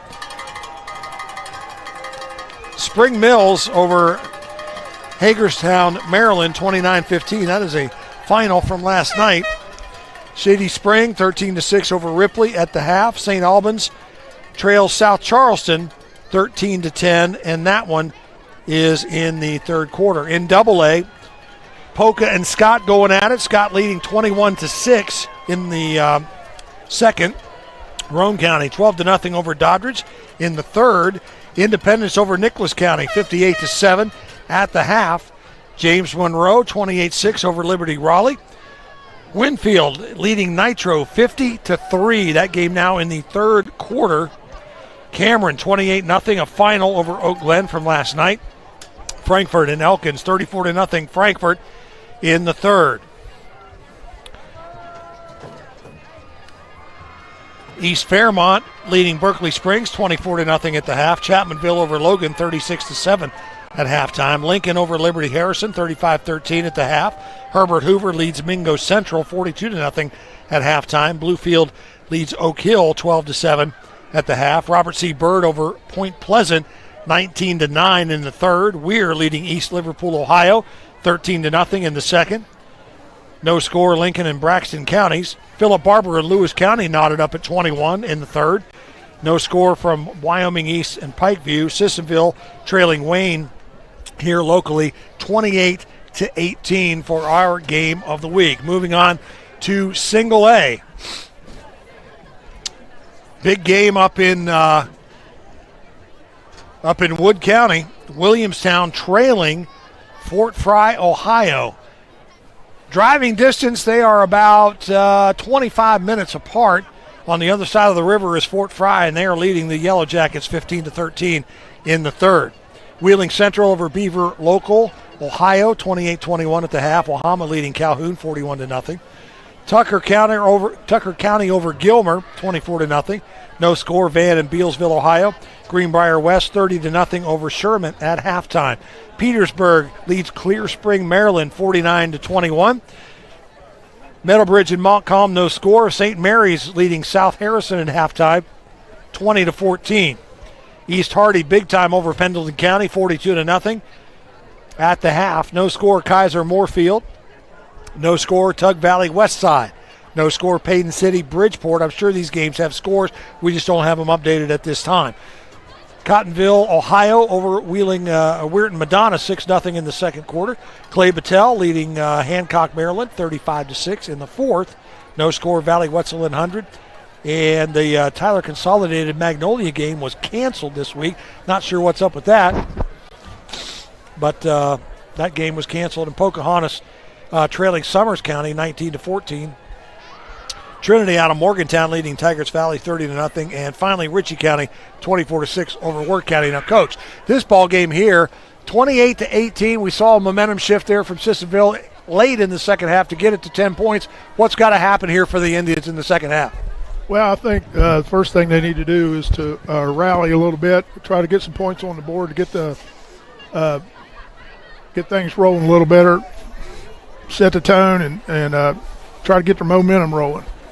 That's the first thing they have to do. Well, they've got their work cut out for them to do that. I mean, they they were able to hang. We're going to give them that. They were able to hang in that first half with the Pioneers.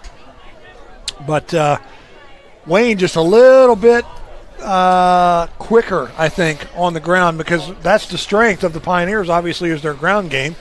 And, they were able to run the ball quite effectively. Jackson Dameron had a really good first half. Yes, it did. And the thing about it is they don't do anything fancy. They're not real pretty what they do or anything. They just line up and they have a handful of plays. Not a lot of them on offense, but guess what? All of them they run, they do very well. Yeah. And it's, of course, because of the amount of plays, you get a lot more repetition in and understand how to block different fronts and everything, If you'll remember, Sissonville won the toss, and they elected to defer. So the Indians will get the ball coming out of the locker room here to start this second half. See if they can answer and get things rolling for them here. Nearly 2 hours to get the first two quarters and halftime in the books. It is 8:48 Eastern time, and we have not yet started the third quarter. And someone thinks it's my fault. I know it's your fault. You're the one who jinxed it. Ethan, am I right? I've no comment on that. Ethan agrees. Come on, Ethan. The producer knows all, sees all, hears all. By the way, our producer has not gotten a blanket from any of the fans yet, so if you got one extra laying around, be sure to bring it up to us. If you're watching on your phone and you're in the stands, Ethan is cold. And the kick is going to be taken by one of the up men. That's Talon Harrison, and he is hit immediately. And you talk about special teams, right there you are. Third of your game, great coverage on that kick. Yep. See if the Indians have made any kind of adjustment at halftime. Is going to help their offense roll a little more here. Well, they've got to give their quarterback, Ethan Taylor, a little bit of time to throw the football because, quite frankly, that is their offense. They are a passing offense first. You don't see a lot of that in high school. Most of these smaller schools is, they live and die by the run. These guys live and die by the pass. And the Pioneers have done a great job of shutting Wiseman down. And so what do? They hand the ball off to Blake Fisher in the first play of the second half. Blake Fisher, the ball carrier. And here's my buddy, Rex Stevens on the top of the Pioneers. Rex Stevens with his first tackle of the night that I can recall. Loss of 3. But I'll tell you what, he came through there like a bolt of lightning and ran that guy down. And we've got an injured Pioneer coming off to the near sideline. And so they'll do a quick substitution.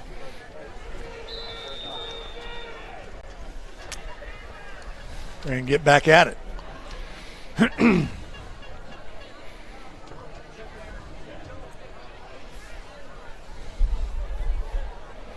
Chad Lovejoy signaling the play in from the sideline. And here we are. It's tough already. They're behind the sticks already on second down. After that loss of 3 on the running play to Fisher. Ethan Taylor. Flag on the play, and Taylor is going to be run out of bounds, tackled out of bounds, like about 5 yards out of bounds. No flag out of bounds there, but there is a flag on the play. Wow, can't believe they didn't throw a flag on that one. Excuse me. Blocking the back on the offense. So Sissonville shoots himself in the foot again. Wayne got away with one on the sideline there. Yeah, could be offsetting penalties, but it's not.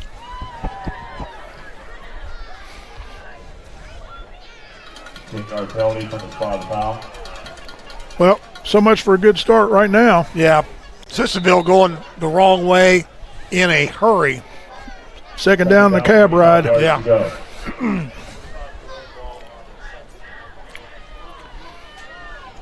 Line of scrimmage all the way back to the 16-yard line.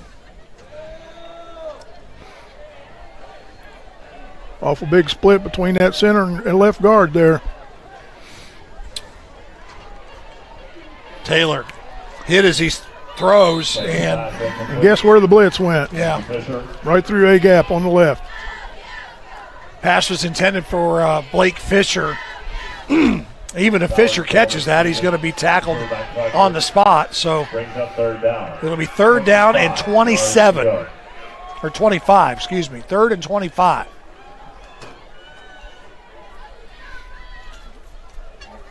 Not many plays in the playbook. No. For 3rd and 25, Coach.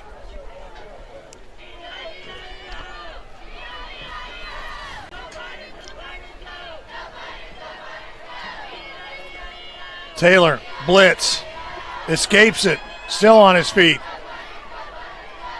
Just running for his life now. He's met by 5 Wayne Pioneers. And you would think, with 5 Wayne Pioneers on you, somebody's got to be open. Well, that's true. But of course, with 5 Wayne Pioneers on you, it's probably pretty hard to look and see if there is somebody open as well. So that'll bring up a 4th and forever. They're lining up in their offense again. Well, we've seen surely they're going to pooch it again. Yeah, we've seen this formation all night long where they've done these little pooch punts. And they barely get that one away. And it's going to be out of bounds. It's going to give Wayne tremendous field position. And you never know, Sissonville may come back and actually fake the pooch and throw something out of it before the night's over with. Yeah. We're going to have to do something. Because that whole series right there was negative. So Wayne will set up shop. Great field position from the Indian 36. This is what Wayne does well when they get into the second half. They're going to line up, do the same thing they always do, and they're going to ram it right at you. Ground and pound, man. That's what they've done. And they give it. Over the left side, that's number 17, Colton Mathis. As I was saying. And he just juked and jived his way in and out of a couple of guys, and he was gone, man. Nobody touched him. Once again, like I said, they do what they do well. Not very many different things, but they do it well. They lined up with the guys wide to the right again, ran that little trap back to the left side where there's only 2 down defenders, and there you go. Yeah, 36 yards from the line of scrimmage to the end zone, and Colton Mathis made it look easy. Are kickers legal in Wayne County? I was wondering. Well, they haven't tried to kick it yet. And for the 2-point conversion, Dingus way overthrows the kicker, KD Step. Our score 34-18 with 9:51 to go in the third. Stay with us. We're coming right back. Ball Toyota is here for you. Gas prices got you down? Toyota has a hybrid for everyone, like the 53 MPG Corolla or Camry, the 58 MPG Prius, ranked one of the best mobile banking MPG apps in the country. the 40 MPG True story. Venza, and the Welcome to 36 Huntington. MPG Highlander. Need more room?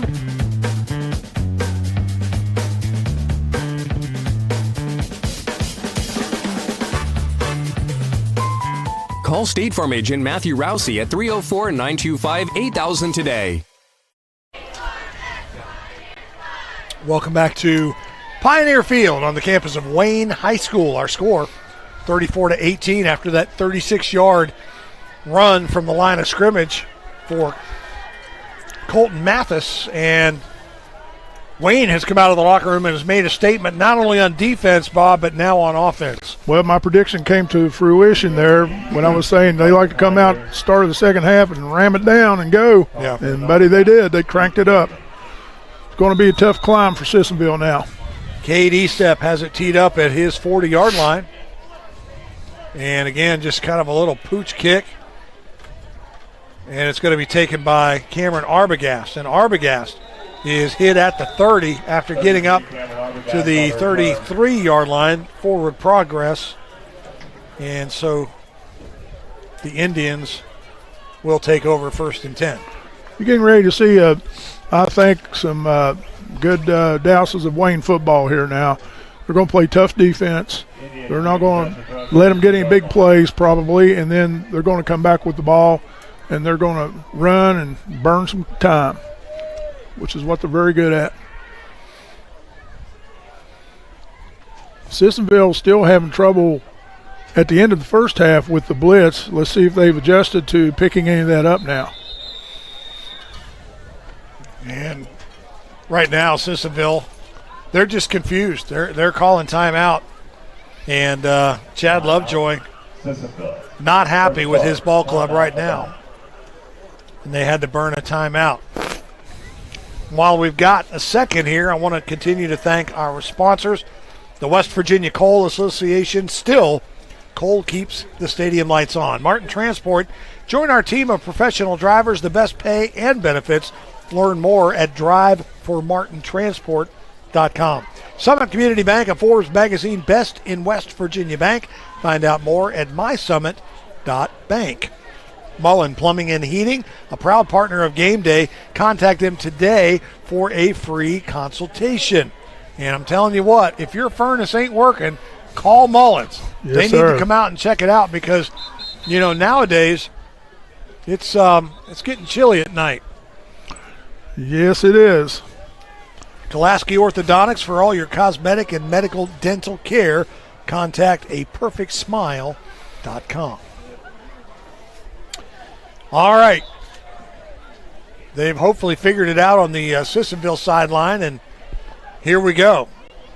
Pioneers showing blitz.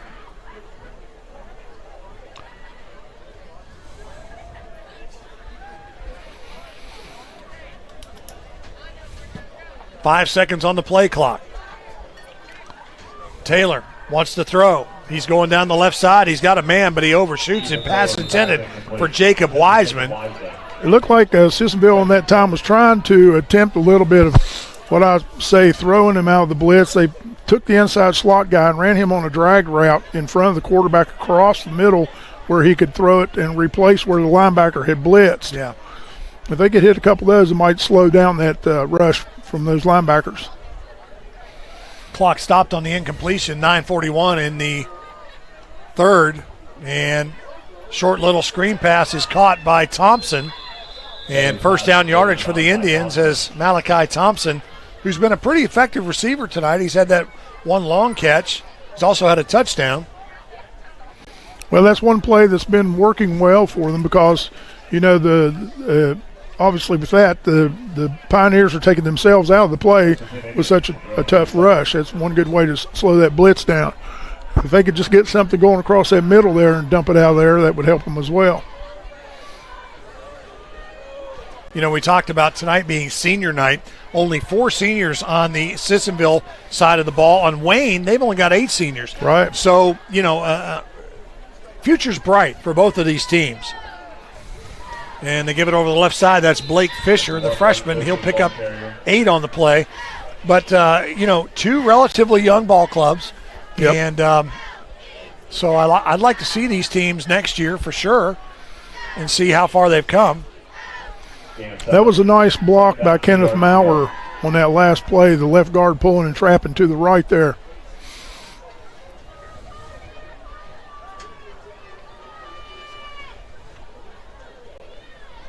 Gain of 7, 2nd and 3. And they give it to Fisher again. Blake Fisher around the right side trying to get to that lead stick, and he cannot make it.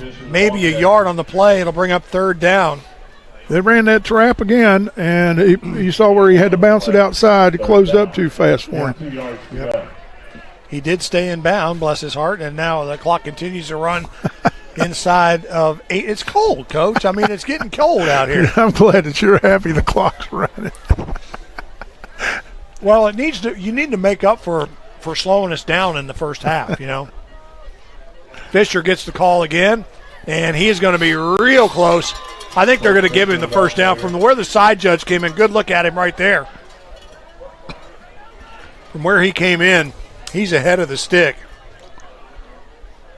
Fisher down with an injury. Oh, boy, you don't want to see that. We'll take a break, and we'll come back. Our score, 34-18. We're coming right back. What started as the Parmar Oil Company in 1967 has grown into 116 convenience stores in 4 states. Parmar convenience stores offer monthly product specials and grab-and-go items. Located just down the street from where you live, Parmar stores are all about being your above-par convenience store. If you don't have a Par-Mar store near you now, you will soon.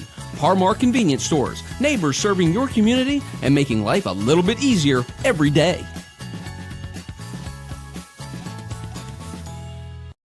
It's trick-or-treat season, and there's 3 things I can't wait to do. Give away all my candy corn. I'm just not into it. Put on my costume of my best amigo, Wes. Pretty spot on, don't you think? And haul away all my candy in my brand new truck from Dutch Miller Ram of South Charleston. During Ram Power Days, qualified buyers can get 0% financing for up to 6 years on select 2022 Ram Crew Cab and Quad Cab Laramies and Bighorns. Goes for a game of 1, first down India.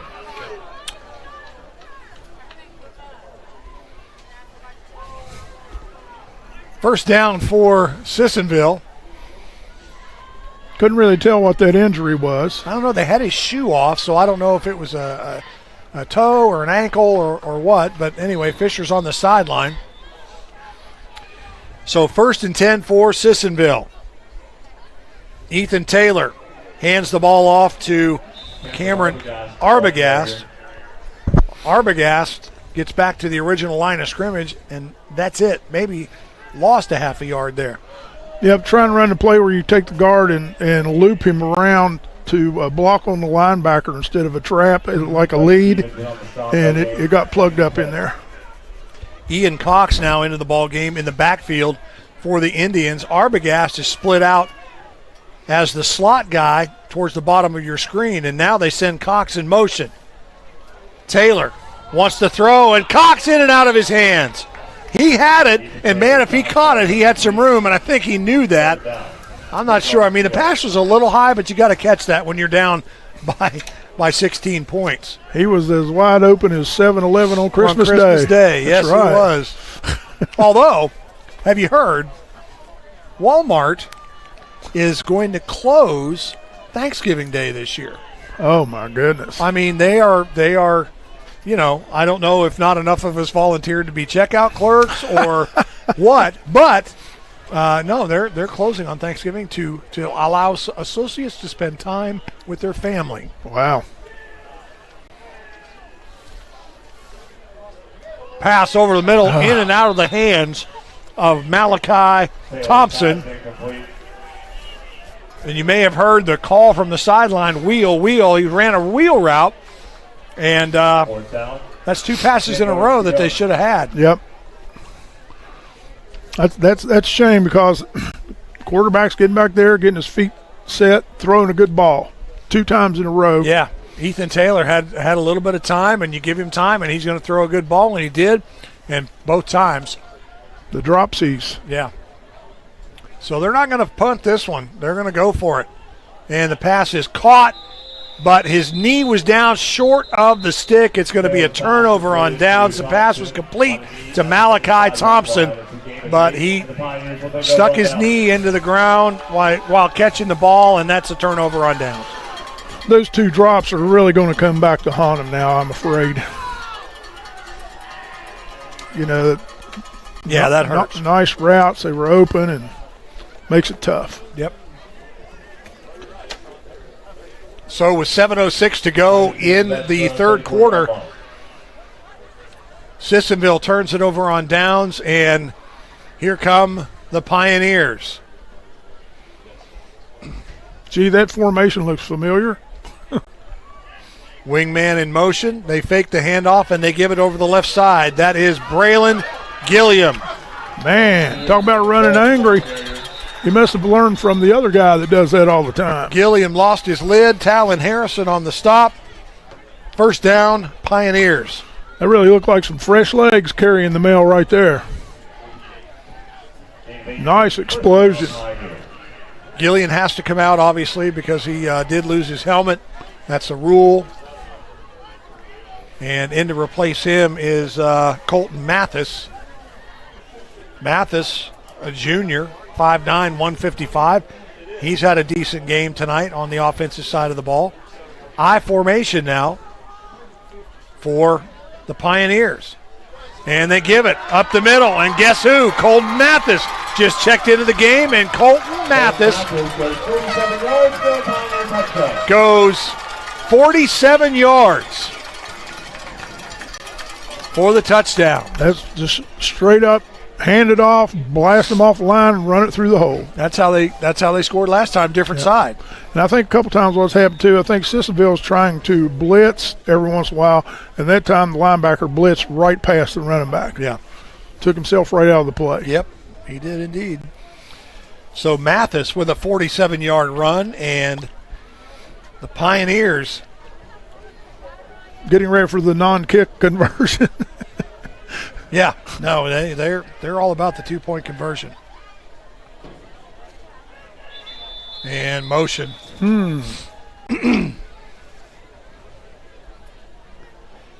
Or no, I'm sorry, delay of game. What was I thinking? I wasn't paying attention. Wow. You don't see that very often. What, me not paying attention? Well, yeah, we see that pretty often. I'm talking about delay of game on a conversion. Oh, gotcha.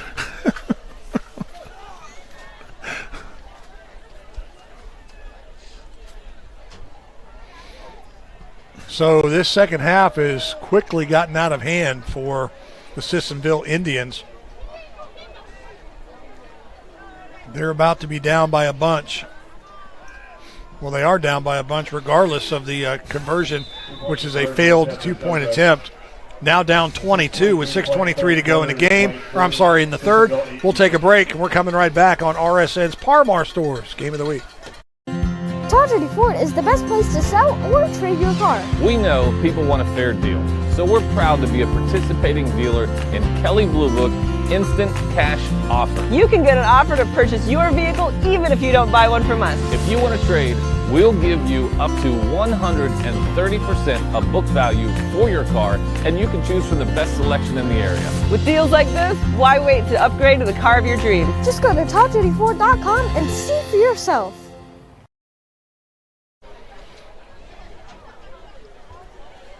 .6:23 to go here in the third quarter on our score. The homestanding Wayne Pioneers 40 and the Sissonville Indians 18. 12 unanswered here for Wayne in this third quarter. They've really taken control of the ball game. Arbogast on the return. Coming right at you. Goes up the sidelines and is run out of bounds. Hopefully the Indians can get something going here. You know, they pretty much just sabotaged themselves on the last series there with those 2 drops. Yep, that hurt them for sure, Coach. That's aggravating, you know, especially when you're running the right kind of scheme as a coach and those guys are getting open. Yeah, it's all about execution, right? I mean, you got to execute. And sure. When you don't, it comes back to bite you in the rear end, and that's what's happening to Sissonville. You know, but I can't emphasize this enough. They are such a young ball club. They're going to be back. Yes. They only have 4 seniors on this young team, and you know, the future is bright in Sissonville. Shovel pass, right side, that's Jacob Wiseman. And boy, I'll tell you, being the number 1 receiver in the state, Wayne has done a great job game planning against number 9 tonight. Yes, they have. And when that guy he's such a big part of your offense and you can shut him down, it causes a lot of problems, especially when you depend on the pass as much as Sissonville does. No doubt. Well, I'll tell you another thing, too. Kudos to the defensive line for Wayne. They've been disrupting stuff all evening long. Yeah, there's no doubt about it. We've talked about them all night. They've done a super job. There's a pitch and catch. There's one to Wiseman there finally. There you go. First down yardage. Yeah, Braylon Gilliam, a defensive end, defensive tackle, Nate Hammer. Nose guard is Alex Carter, and then the other defensive end, Rex Stevens. Those 4 across the front have really, like you said, created a lot of problems for Sissonville tonight in more ways than one, whether it be their running game or their passing game, whatever. They've been a thorn in their side. That was a really nice pass by Taylor there, too. Like I said, when he gets his feet set and can plant and throw, he can put it right on the money. Taylor rolling right and is slung down out of bounds and a flag. That's going to be unnecessary roughness on the Pioneers. And over there pleading his case is Nate Hammer, who is the guilty party. That always works. You see Hammer there throwing his hands up. He's frustrated. Personal foul, late hit out of bounds. It's either late hit or unnecessary roughness. I didn't hear what he called. But either way, it's 15 yards onto the end of the penalty, or onto the end of the run. After the penalty, it's first and 10 Indians at the Wayne 25. So that'll move the ball all the way down to the Pioneer 25-yard line. Best field position for the Indians in this half. Oh, man. That didn't help any. No, they had one of the left guard, Maurer, pulled early. Yep. I'm not a smart man, like Forrest Gump would say, but I'm guessing that play was going to go to the right. I believe so. Yes, it was. I'm just guessing.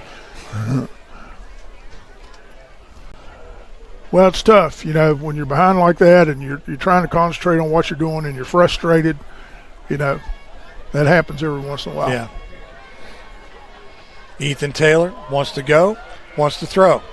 Oh, right in his hands and out of him. Pass intended for Jake Wiseman, and Wiseman slow to get up. Again, that ball was in and out of his hands, but it was an awkward angle the way it was coming over his shoulder.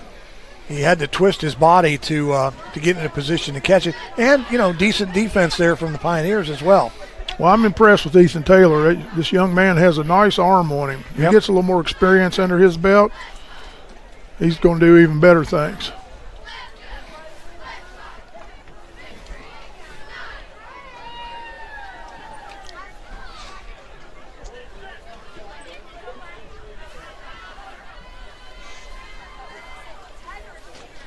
Taylor back to pass again.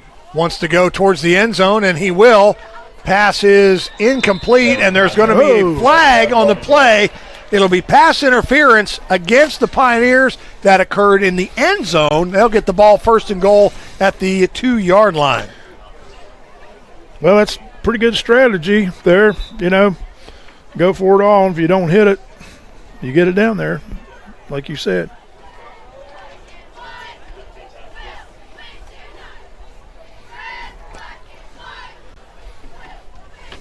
So, again, pass interference. Well, shoot, I'm sorry, I was wrong. I keep forgetting. It's not a spot foul in high school. It's not a spot foul in college. It is a 15-yard, a 10-yard penalty for pass interference. So their line of scrimmage is now the 15-yard line. Ian Cox, the ball carrier. Something we haven't seen from the Indians this evening, just a straight dive up through there trying to get something going. Well, like you said before, the defensive line from Wayne has plugged those holes, and that play really hasn't been there, Bob. They've really been locking them down up front.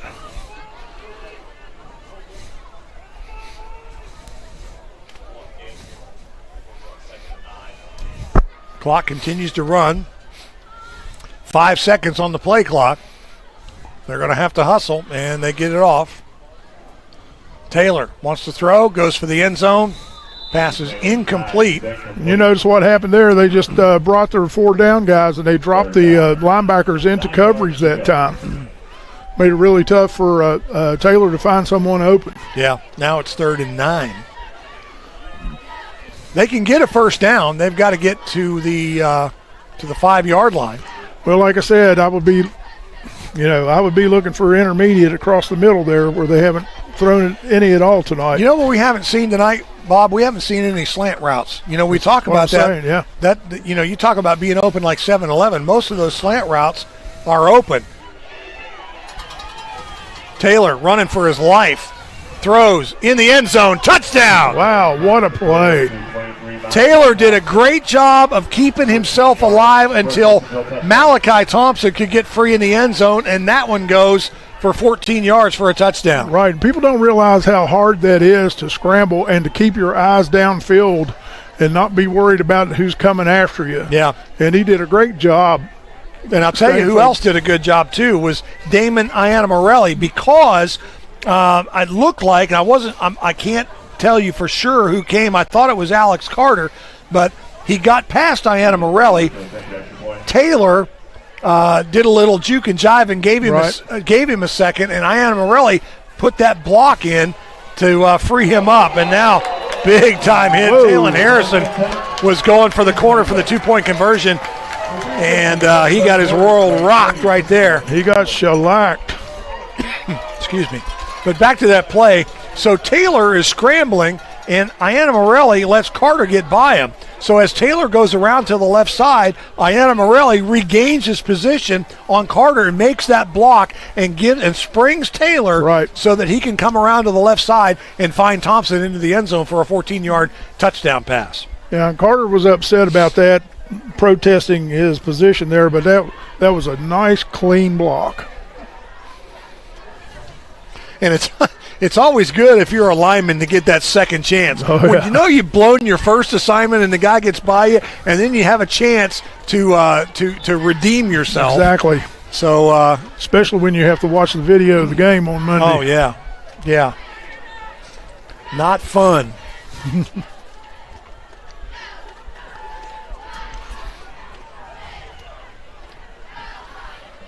Think we might see an onside here? Well, we haven't seen much deep kicks at all tonight. So, 24, they're down 16 or down 2 scores. A lot of time left, 3:50 to go in the ball game. Squibbed it. Yeah, it's not onside by any stretch, but it is a squib.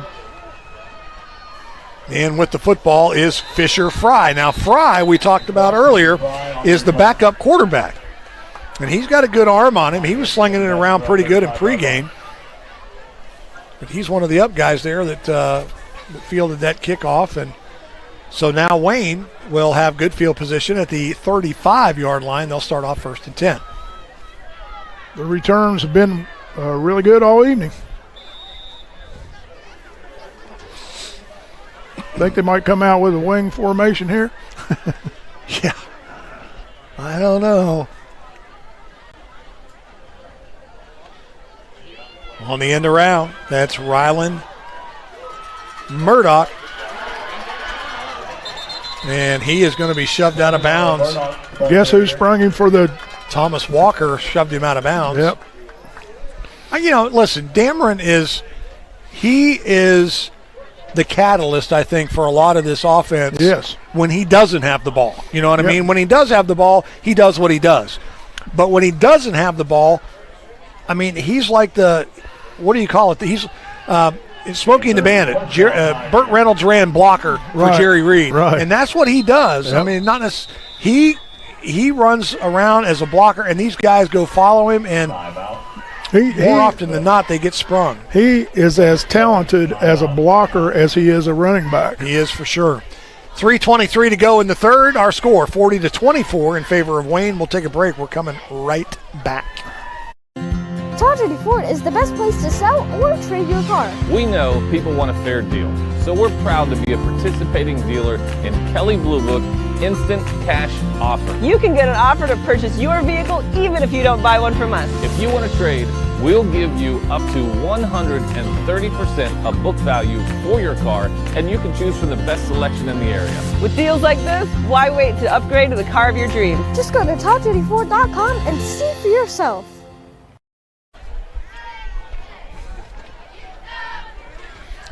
Welcome back to Pioneer Field on the campus of Wayne High School.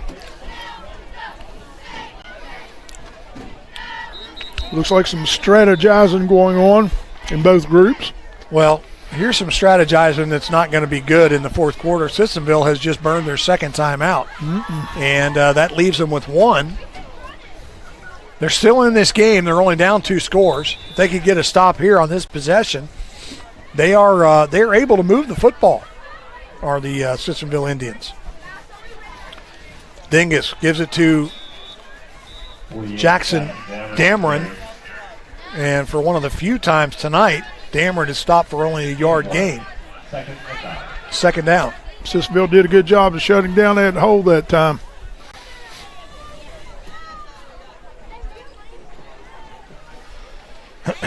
Excuse me. That was Ian Cox that made that play.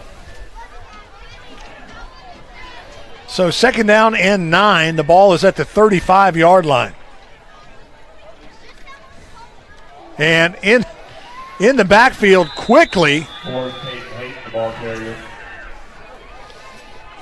I don't have a 54 for. Thomas Walker on the stop, no game. Yep. Laz Marquez. Marquez, okay, sorry. Yep. He's made several good plays in the middle there tonight. First start, time out of the half. And now the Pioneers take a timeout. They must not have a 2.5-hour drive home, do they, Coach? I guess not. All of you out there, that's how much I love you. I drove 2.5 hours here to bring you this game tonight. Right. I'm having a great time. I don't mind at all. It's been a lot of fun. Yeah. This has been an awesome season. This is my last game regular season for RSN Sports. I'm committed to call a couple of other games up in for Marietta College the next 2 weekends. So I don't know where you'll be next week, but wherever it is, it ain't with me. Well, chances are I'll be right here. Well, listen. Which is fine. I really enjoy coming down here to this community. What a bunch of great people. And they love their football, too. Yes, they do. As cold as it is tonight, the stands are pretty full. And what a storied history this program has. Yep. Next week is week number 10, and Wayne is open next week. And then their last game on November the 4th, they are at the Dots up at Polk. Oh, okay. So I won't be driving to Wayne next Friday. No. Dammer, the ball carrier, puts his head down and runs over a couple of guys. Nathan Young, most notably. Gain of 5, 4th down, 4 yards to go. Dameron picked up 5, but it's still 4th and 4. Clock inside of 2 minutes and 10 seconds now to go in the third quarter, excuse me.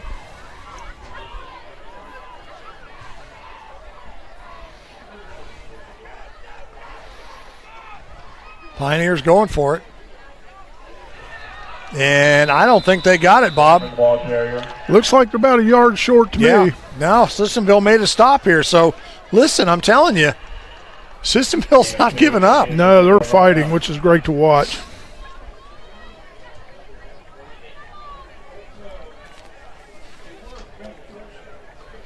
So with 1:50 to go in the third, the Indians will take back over. Indians being possession throw 28-yard line. They'll start at their own 28.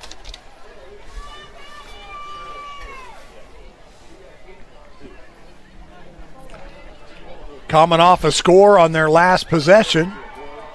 So a little bit of momentum here for Sissonville. There's a hold that's going to get called. So no matter what Taylor does here, it's coming back, and that hold is going to go against Laz Marquez, number 54.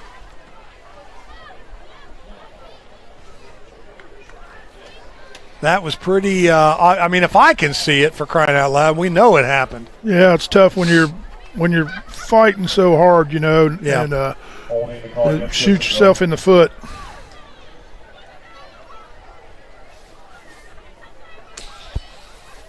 Penalty from the spot foul. So the 10-yard penalty from the spot, which was way in the backfield, that's going to move the line of scrimmage all the way back to the 11-yard line. So it's 1st and 24. Mercy. Taylor under pressure, wants to throw, has a man, and he throws it just a hair short. Pass was intended for Malachi Thompson.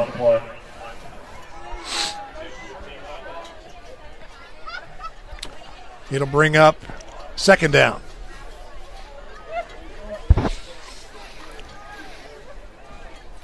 While we have a second here, I'd also like to wish my little brother, Craig Goebel, a happy birthday tomorrow. Happy birthday, Craig. Flag on the play, by the way. It was against Wayne, and that's a 10-yard penalty. He has one of the greatest nicknames in the world, too. You know what it is? I give up. Bootsy. Bootsy. Hey, listen, my first dog was named Bootsy. There you go. I'm not kidding. The things you learn on our broadcast, right? Yep. Happy birthday, little brother.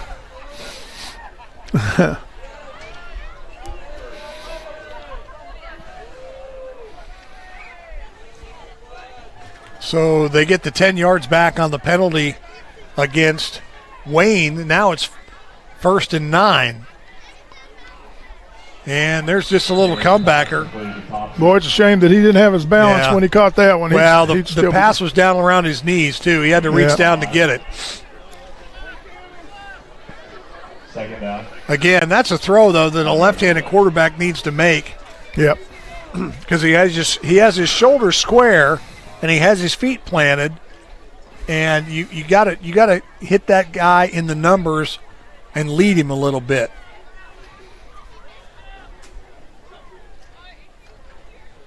Screen. Wiseman, who's been very, very quiet tonight.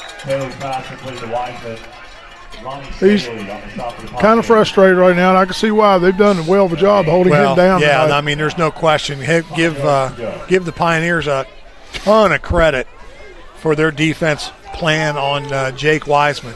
Well, and they're gaming very well against their offense too. You know, they're lining up and walking all of them up in the gap, and they'll drop half of them and rush the other guys, and next time they'll drop everyone into coverage. Yep. Then next time they bring the whole house, you know, and that's tough to deal with. 10 seconds on the play clock, and they still haven't called the play in yet. Now 5 seconds on the play clock. 3 seconds, and they get it away. Ethan Taylor throws right side. The pass is caught by Malachi Thompson, but he's going to lose a yard, barely getting back to the original line of scrimmage. And right there, what I've been talking about all evening, Wiseman on the drag route, about right past the sticks, coming right across the middle, was open on that play. Our score at the end of 3, 40-24 in favor of the Pioneers. We'll come back and call the last 12 for you coming up right after this. We know who we are, where we have been, and where we are going. Healthcare is ever-changing, and we are evolving to meet the future needs of our community. Thomas Health is honored to announce our affiliation with the WVU Health System.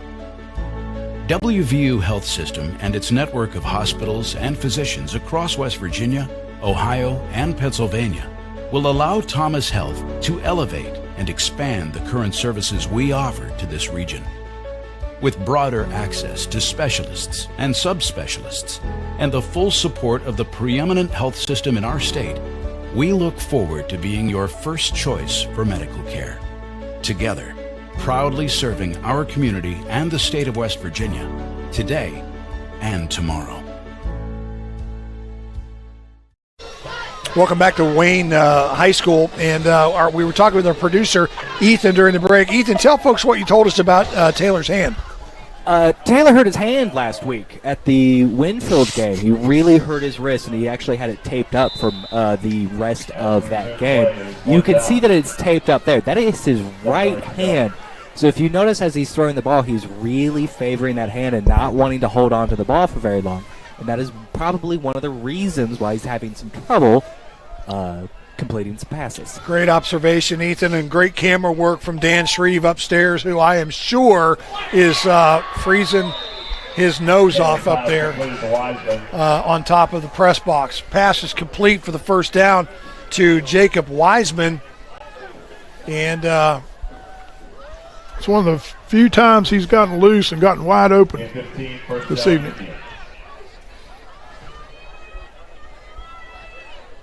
So 1st and 10, and Sissonville not out of it yet.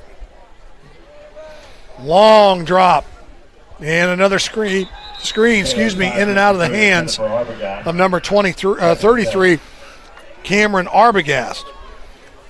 Boy, the dropsies are really hurting them tonight. What is that, 4 or 5 of them? At least 4 or 5 Yeah. that should have been caught. It's tough.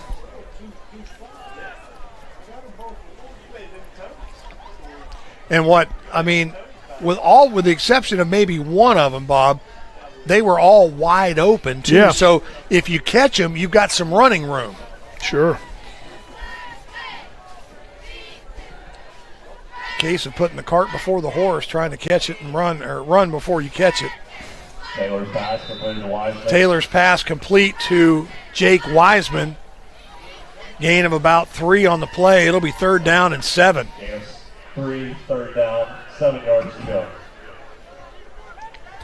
And that one pass he hit Wiseman on, where was it? Across the middle. Yeah.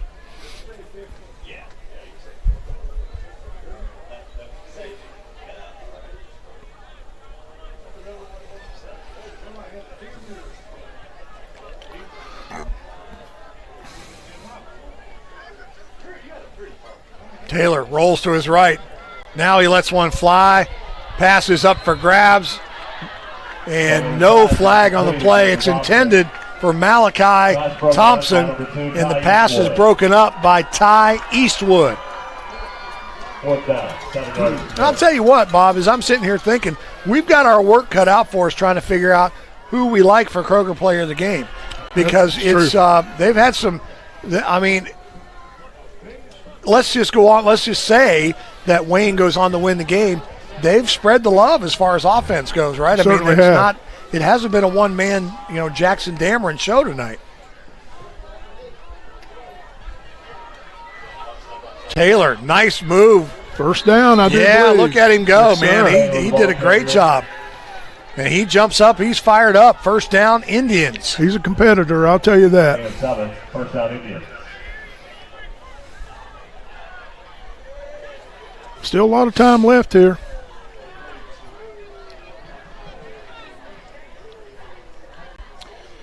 Clock continues to move after they set the sticks. 10:40 in the ball game remaining.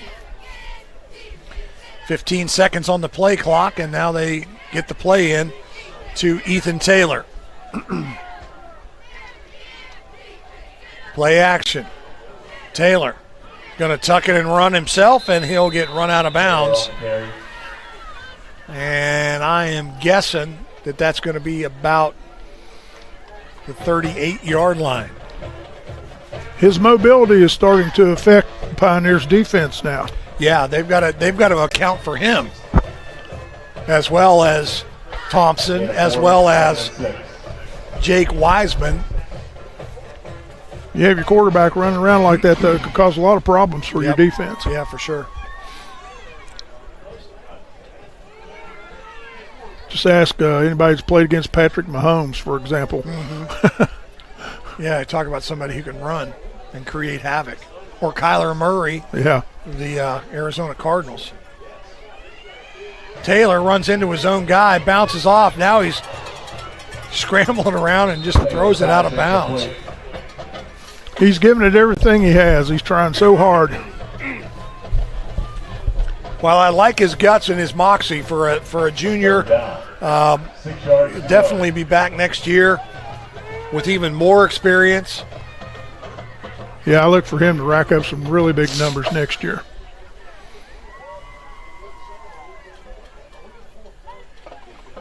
So 3rd down and 6.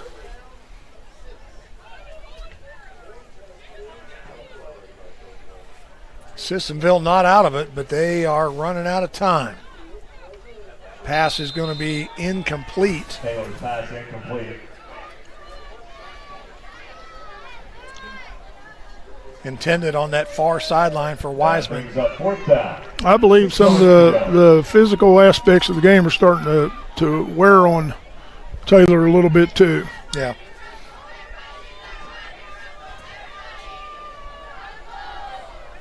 Going to go. Going for it on 4th down, down 16 points. Ethan Taylor gets the call from Coach Lovejoy on the sideline. 3-step drop. Now there's that little inside hook route. Well, it's going to be close. Sissonville thinks they have it. We'll see. Now they're going to measure. We have an official timeout for measurement. While we have a second, I want to thank the good folks at Rocky Knob Farm. They are a proud partner of Wayne Athletics and helping us bring this streamcast to you all. You can find them on the web at rockyknobfarm.com. The game is brought to you in part by Sissonville Indian supporters as well. Dana Farrell for West Virginia House of Delegates in the 60th District, a proud supporter of Sissonville schools and working hard to build better communities. Vote Dana Farrell, Republican, for House of Delegates, paid for by the candidate. And also Atkins RV of Ripley. Contact us today for a full line of RV sales and service. One of the nicest Jayco dealers in the state of West Virginia is Atkins RV, and they're just a short drive up I-77. So you can go see Jason and the family at Atkins, and they are going to be short. About half a football. It's got to be heartbreaking for the Indians. But you know what? If they get a stop, there's still time. We've seen them score quick tonight. Well, I'm impressed once again. They haven't backed down. They're playing as hard as they can. And keep in mind, Coach, they only have one timeout now. It would be so easy with this situation with 9:58 left for them just to lay down and forget about it. But they haven't done it one time. They're not going to do that. No, they're not. And that's what's good about them. And their coach has them playing really hard, and that's impressive. Yep. You wouldn't tell that they're a 1-6 ball club. No. Wow, here we've seen this play a couple of times tonight, haven't we? Yes, we have. Down the left side, Rylan Murdoch. And Murdoch goes 67 yards. And again, we talk about spreading the love on the offense tonight, right? It's not been one guy. We've seen big play after big play come from the Pioneers. Maybe we ought to make Tommy Harmon the player of the week. Listen, he's calling a good game. His kids are executing when they have to. He's been in a lot of them, I'll tell you. You know what I'm impressed with, Coach? What's that, buddy? Every one of these officials out here tonight. 1, 2, 3, 4, 5 of them. Short sleeves. That's right. They're tough, buddy. I'm telling you what. Fumble on the goal line. Every one of them, short sleeves. They're tougher than I am. I mean, we're up here getting ready to build a bonfire in the press box to stay warm. Yeah, our poor producer, I'm going to bring him an electric space heater next week. Poor Ethan. He's even got a beard. Hey, you remember the movie Jeremiah Johnson? Oh, yeah, Robert Redford, buddy. Yeah, he looks like Hatchet Jack up there on the mountain with his rifle frozen to him. That's right. Played by Brian Keith, for all you people that are 100 years old like me. Ethan's over there going, Brian who? I never heard of him. Yeah. You're the only Brian I know is what he's thinking. He probably hadn't ever heard of Jeremiah Johnson. Robert Redford. Google it. Look it up, man. I know the movie. Oh, he knows the movie, he said. Wow. Show off. All right. Connoisseur of classic old cinema. I hear ya. You know what year it came out, Smarty? No. I don't either. Don't worry about it.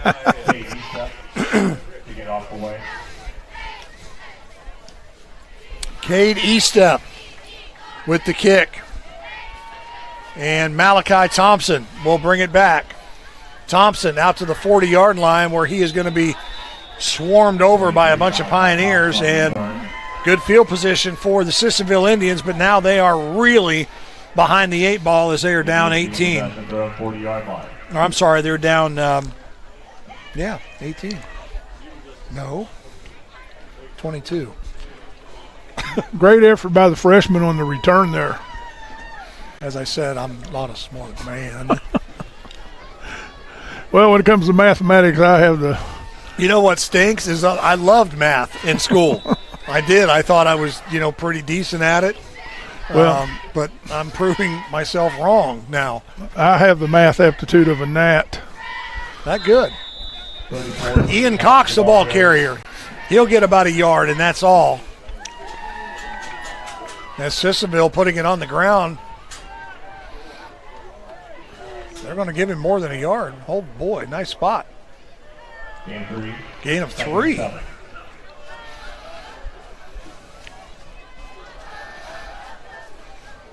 See if they can put together a nice drive here.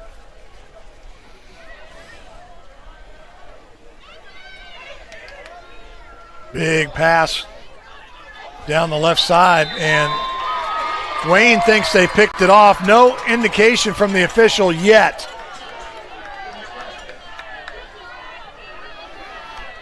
And Chad Lovejoy over there going, no, it's incomplete, and that's what they're going to call it. Sounds like the home crowd over here is not too happy about that one. The back judge was relying on the side judge because the back judge, the ball was, he was blocked, is what I'm trying to say, with the Wayne player, and so he didn't see if he made the catch or not. That's why he was relying on the side judge who was further up the field.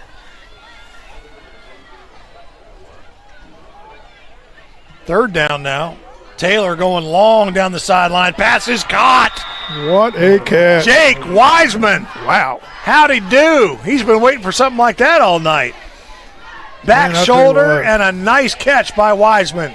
You couldn't have defended that any better. That's just eyeballing that thing and hauling it in there. What a grab by Wiseman. And you couldn't have thrown it any better. No. Ethan Taylor with his best throw of the night. 37 yards on the completion. It was on the money. He didn't have to break stride or anything to catch that one. 4 wide receivers in the pattern. And a little screen over on the right side is going to fall incomplete to Jared Perry. Haven't called his number much tonight, but there again you see a lot of guys getting into the ball game. I'm sorry, that's not correct. It was Evan Taylor is who that was to, but again you haven't called his number a lot tonight, so great opportunity for these other guys to get into the ball game and make a difference. Right. Evan, the brother of Ethan, and just the brothers didn't hook up there. Ethan scrambling, still on his feet, stays in bounds. Taylor, the ball carrier. Ethan Taylor. It's always so impressive for me to see a young man like that just, fight until the last whistle, every down, trying to get something done. Yeah. And by staying in bounds, the clock continues to run now at 8:18 to go in the fourth quarter. Taylor wants to go to the end zone, has a man in and out of the hands. Yeah. Looking for his brother, Evan. Evan couldn't hang on. That would have been a tough catch. Yeah, that would. You know what they always say, if it hits you in the hands, you ought to catch it. Yeah. Easier said than done, isn't it? Well, you got to wonder how this game would be if that would have rung true tonight. Oh yeah, for Sissonville, they've had some key drops. Yeah, it's about 6 or 7 of them now.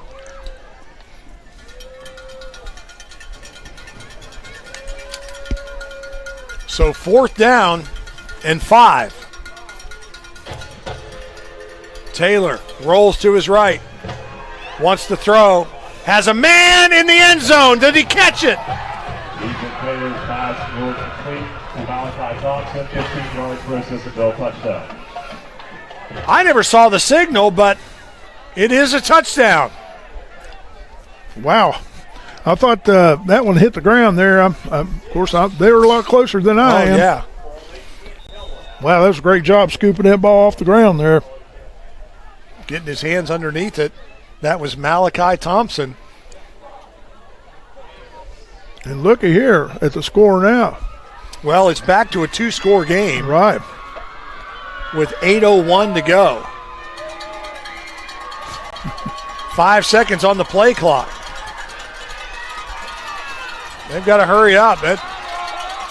They didn't get it off. Delay of game. Unbelievable. Delay of game on the 2-point conversion. No. They're going to call a false start. False start, they're calling it Sissonville. I thought the clock had hit zeros. And in fact, it had. However, they called a motion penalty, so that's going to make it even more difficult. Just saw the mascot run by there. Kind of looked more like Elvis than the Pioneer. He's trying to stay warm. Maybe our producer needs to go down there and run around with the mascot a little bit, get warmed up. Too cold to run, man. I'm telling you. Taylor, blitz is coming. Taylor's going to do everything he can to make it in there, and he stepped out of bounds. 2-point conversion is no good. Stepped out of bounds at the 1. He hit the pylon, but he stepped out of bounds. So our score, with 8:01 to go in the ball game, Wayne 46, Sissonville 30. We're coming back right after this message. Make sure you are informed. With HD Media, we are leading the state in local, digital, and print media. We are storytellers. We focus on education, health, entertainment, politics, opinions, sports, and the outdoors. Through our websites, print, or social and mobile apps. We work every day to enhance the lives of our customers by informing, entertaining, and empowering our readers in the communities we serve. We are HD Media.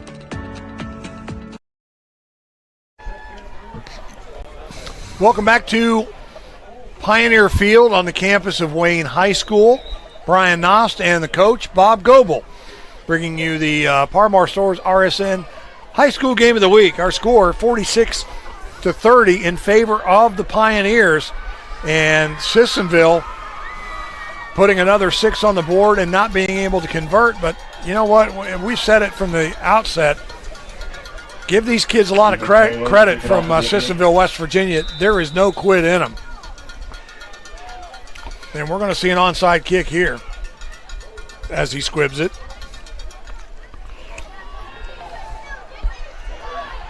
And Murdoch will bring it back for the Pioneers. Ryland Murdoch. He's had a nice game and scored a touchdown tonight. It'll be interesting to see who we're going to have to start getting serious about figuring out the Kroger player of the game. And I don't know. There's been so many good performances tonight. May have to draw straws, I'm telling you. Now, look to see, hopefully the Pioneers are hoping that they can get just like a long, methodical drive here, chew the clock up and get out of here. Yeah. Well, as we said, Sissonville only has one timeout left. But you know what? Who we haven't seen a lot of in this second half, and that's Jackson Dameron. Right. Has not done a whole lot of damage offensively. Now he's led some blocks and he's sprung some people, but he hasn't toted the rock much here in the second half. Once again, there's Laz Marquez mixing it up right in there. That is a tough kid right there. He's played really well this evening. Yes, he has.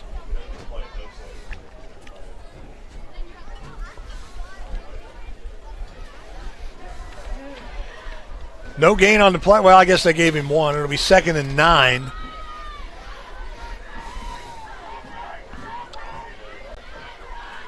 The Indians right up on that football. There's Dameron. And they're bringing everybody. They had 8 defenders in the box that time, stuffing every gap, bringing it in there.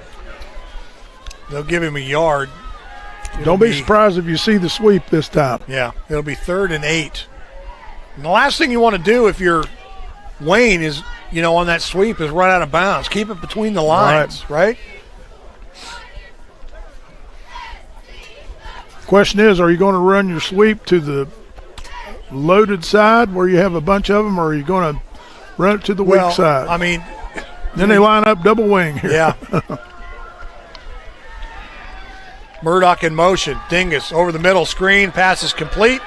It's going to be short of the first down. Well, as I say that. He rolled out of there. Wow. What a great play right there by number 22, Waylon Forrest. Wow. Is that the first time we've seen him in there this evening? No. Well, he's been in a couple of times. But again, like I said, Coach Harmon and Coach Lovejoy have been really spreading around the playing time tonight, and I love that. I love calling kids that we don't normally get to call. And Forrest is a sophomore, and made a huge play right there to keep this drive alive and, more importantly, keep the clock running. Right. And like I said earlier, Sissonville's not backing down. They're still playing as hard as they can. And they give it to Colton Mathis. Mathis with a big night tonight as well. I'm still expecting to see a sweep here.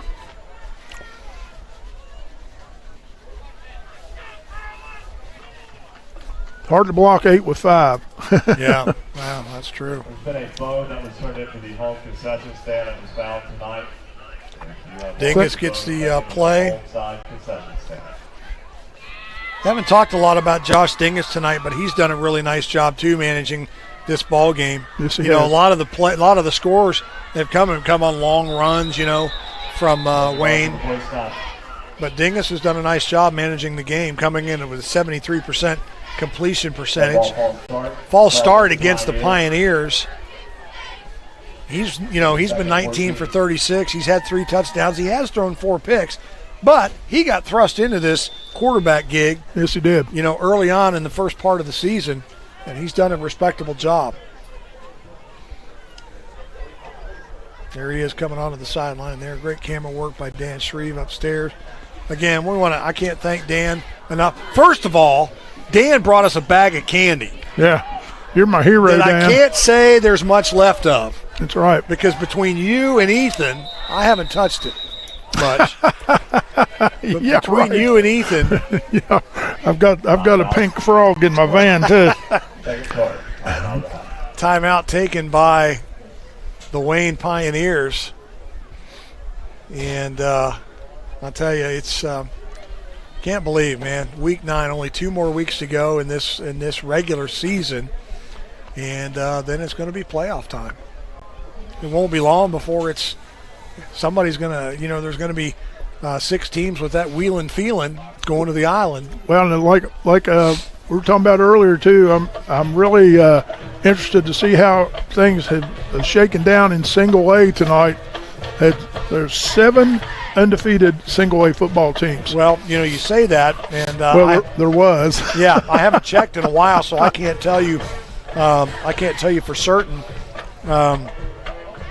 what's been happening. But in single A, the game of the week tonight, Williamstown goes down. Wow. To Fort Fry of Ohio, and I saw that coming because Fort Fry is such a great ball club. They are really good in Southeast Ohio, and they beat Williamstown 30-20 at Fort Fry, which again is only a 25-30-minute drive from Williamstown across the river there. And while I have a second, speaking of that Williamstown, Marietta, Parkersburg area, our thoughts and prayers go out to the family of the 2 pilots that were killed the other day in that terrible plane crash up in Marietta. One of the guys from Parkersburg, Eric Sievers, and the other guy, the other pilot on that plane, was a retired Columbus firefighter. Wow. And I apologize, his name escapes me at the moment, but just a terrible tragedy. It'll be months before we figure out what happened to that plane that was on final approach to the Mid-Ohio Valley Regional Airport, and it crashed right in the parking lot of Pioneer Buick GMC in Marietta, Ohio. So, you talk about that area of West Virginia and Ohio. Everybody is so close-knit there, and so our thoughts and our prayers go out to both families and all the families and friends that were affected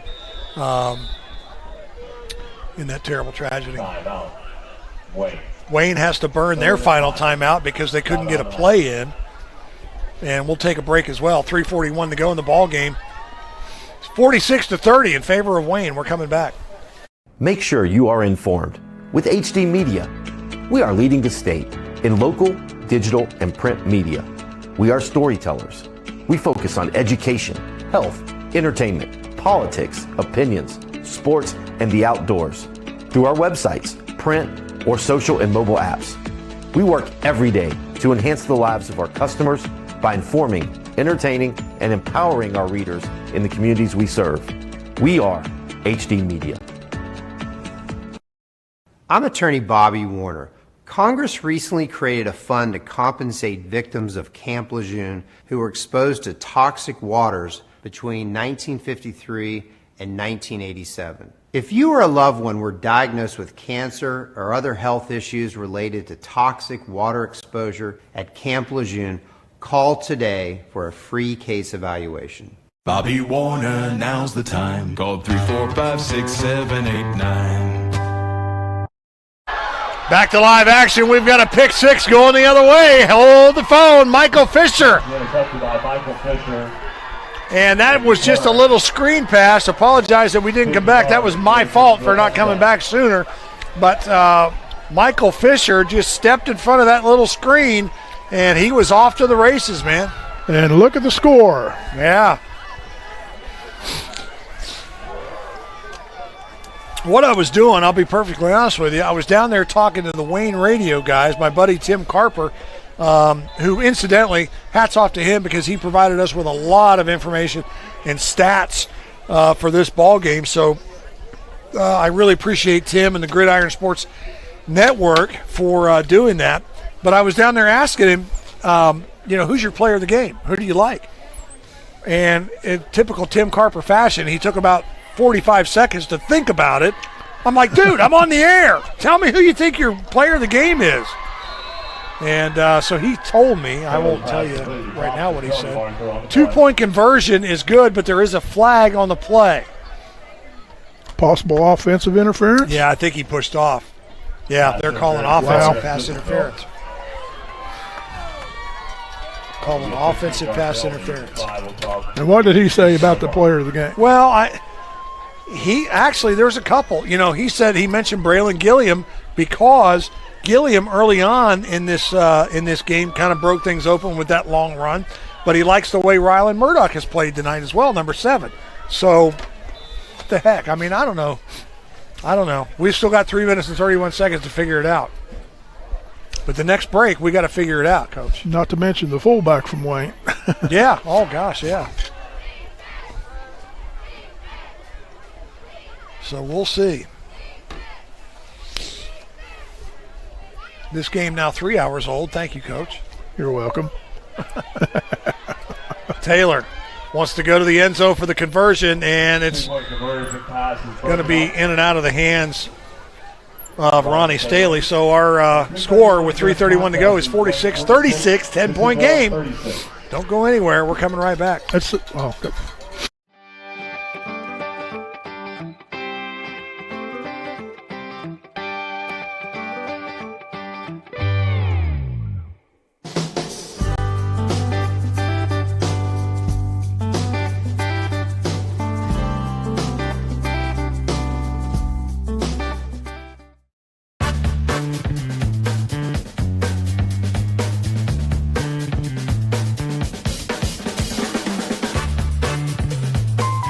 Call State Farm agent Matthew Rousey at 304-925-8000 today. All right, we are back at Wayne, West Virginia, Pioneer Field. We have made our decision. I made my decision. Do you agree with it? Yes, and it was difficult, believe me. Yeah. Our player of the game for the Wayne Pioneers is number 17, Colton Mathis. And I'm going to tell you why. There have been 2 or 3 critical times in this ball game that Mathis has made big plays, one of them being that long touchdown run. There you see him right there. Great job, Dan Shreve. Number 17, Colton Mathis. A couple of times tonight. Now, he hadn't been in all night, right? He hasn't been in on every play. But there have been a couple of times tonight where he has broken off big plays and kept drives alive by spinning out of tackles and stuff and kept the clock running. And so Colton Mathis is our Kroger player of the game, number 17 from the Wayne Pioneers. And in case you're keeping track at home, Mathis is a 5'9", 155-pound junior. And you see him there leading the block for Murdoch. There's 17 right there. A great example of why he's our player of the game. He came around, got hung up in the backfield, got ahead of Murdoch, and cleared a lane for him.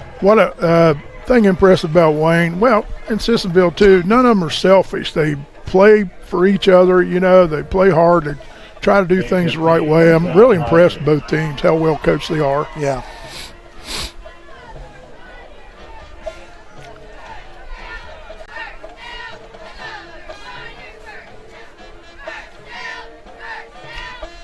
And like I said, just about like all the games do, it's such a good thing to come to these small communities and see everybody here socializing, enjoying the game. You know, just taking in the atmosphere and everything that happens. Yeah. Here's a scrum. I mean, looks like rugby out there. I was going to say, you don't see that good of a scrum in rugby sometimes. Game of 6, second and 4.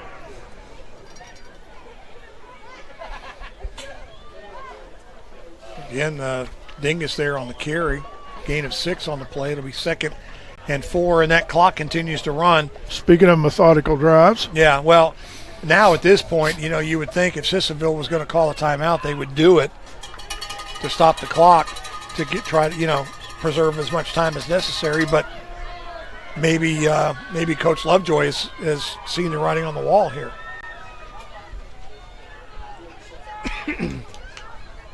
High formation and the give to Colton Mathis, our Kroger player of the game. Game 2, 3rd down, 2 yards to go. Gain of a couple on the play. It'll bring up 3rd and 2. Clock continues to run now at 2:10 to go in the ball game.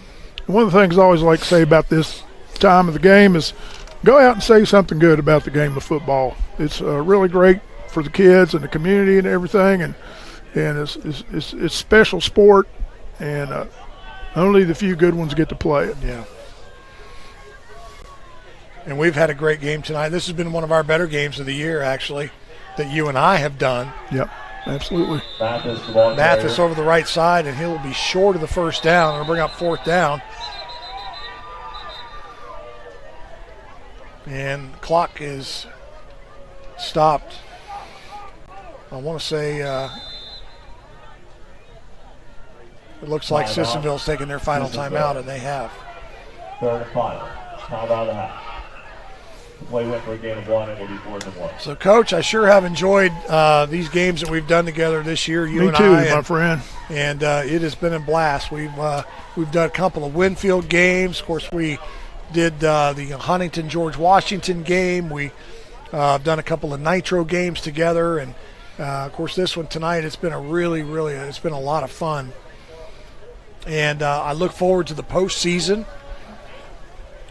Hopefully we get to do some postseason. And then, of course, if you're familiar with RSN Sports, you know that there will be basketball on the horizon.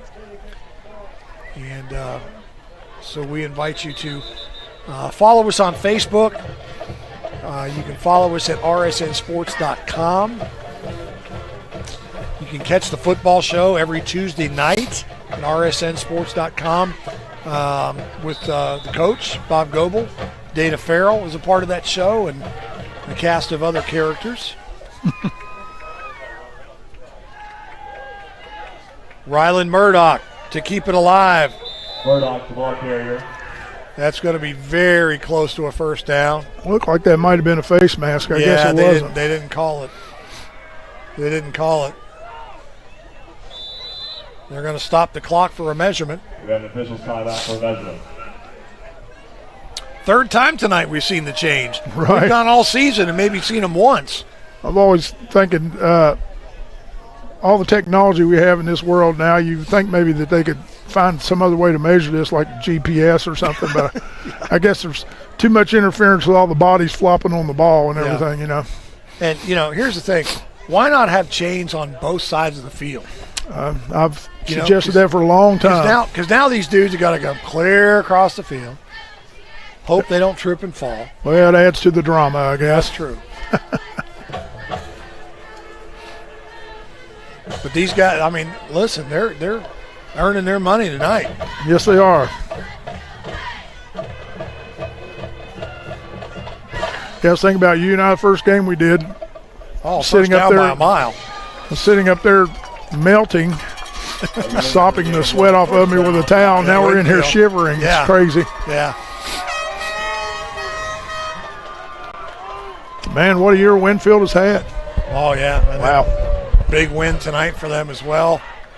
I'm telling you, watch out in single A now for Wahama. These guys have some special stuff going on there. White Falcons have they've had good years and they've had bad years, right. But this year has been one of the good ones. They've been rolling, I'll tell you.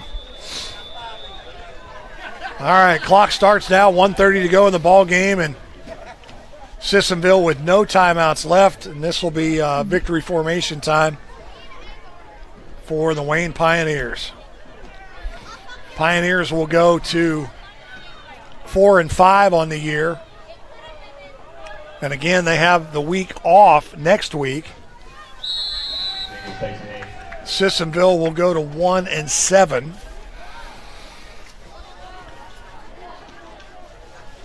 And Sissonville. A lot of good days ahead for both of these teams. Yeah. You know, Sissonville will play Nitro next week at home.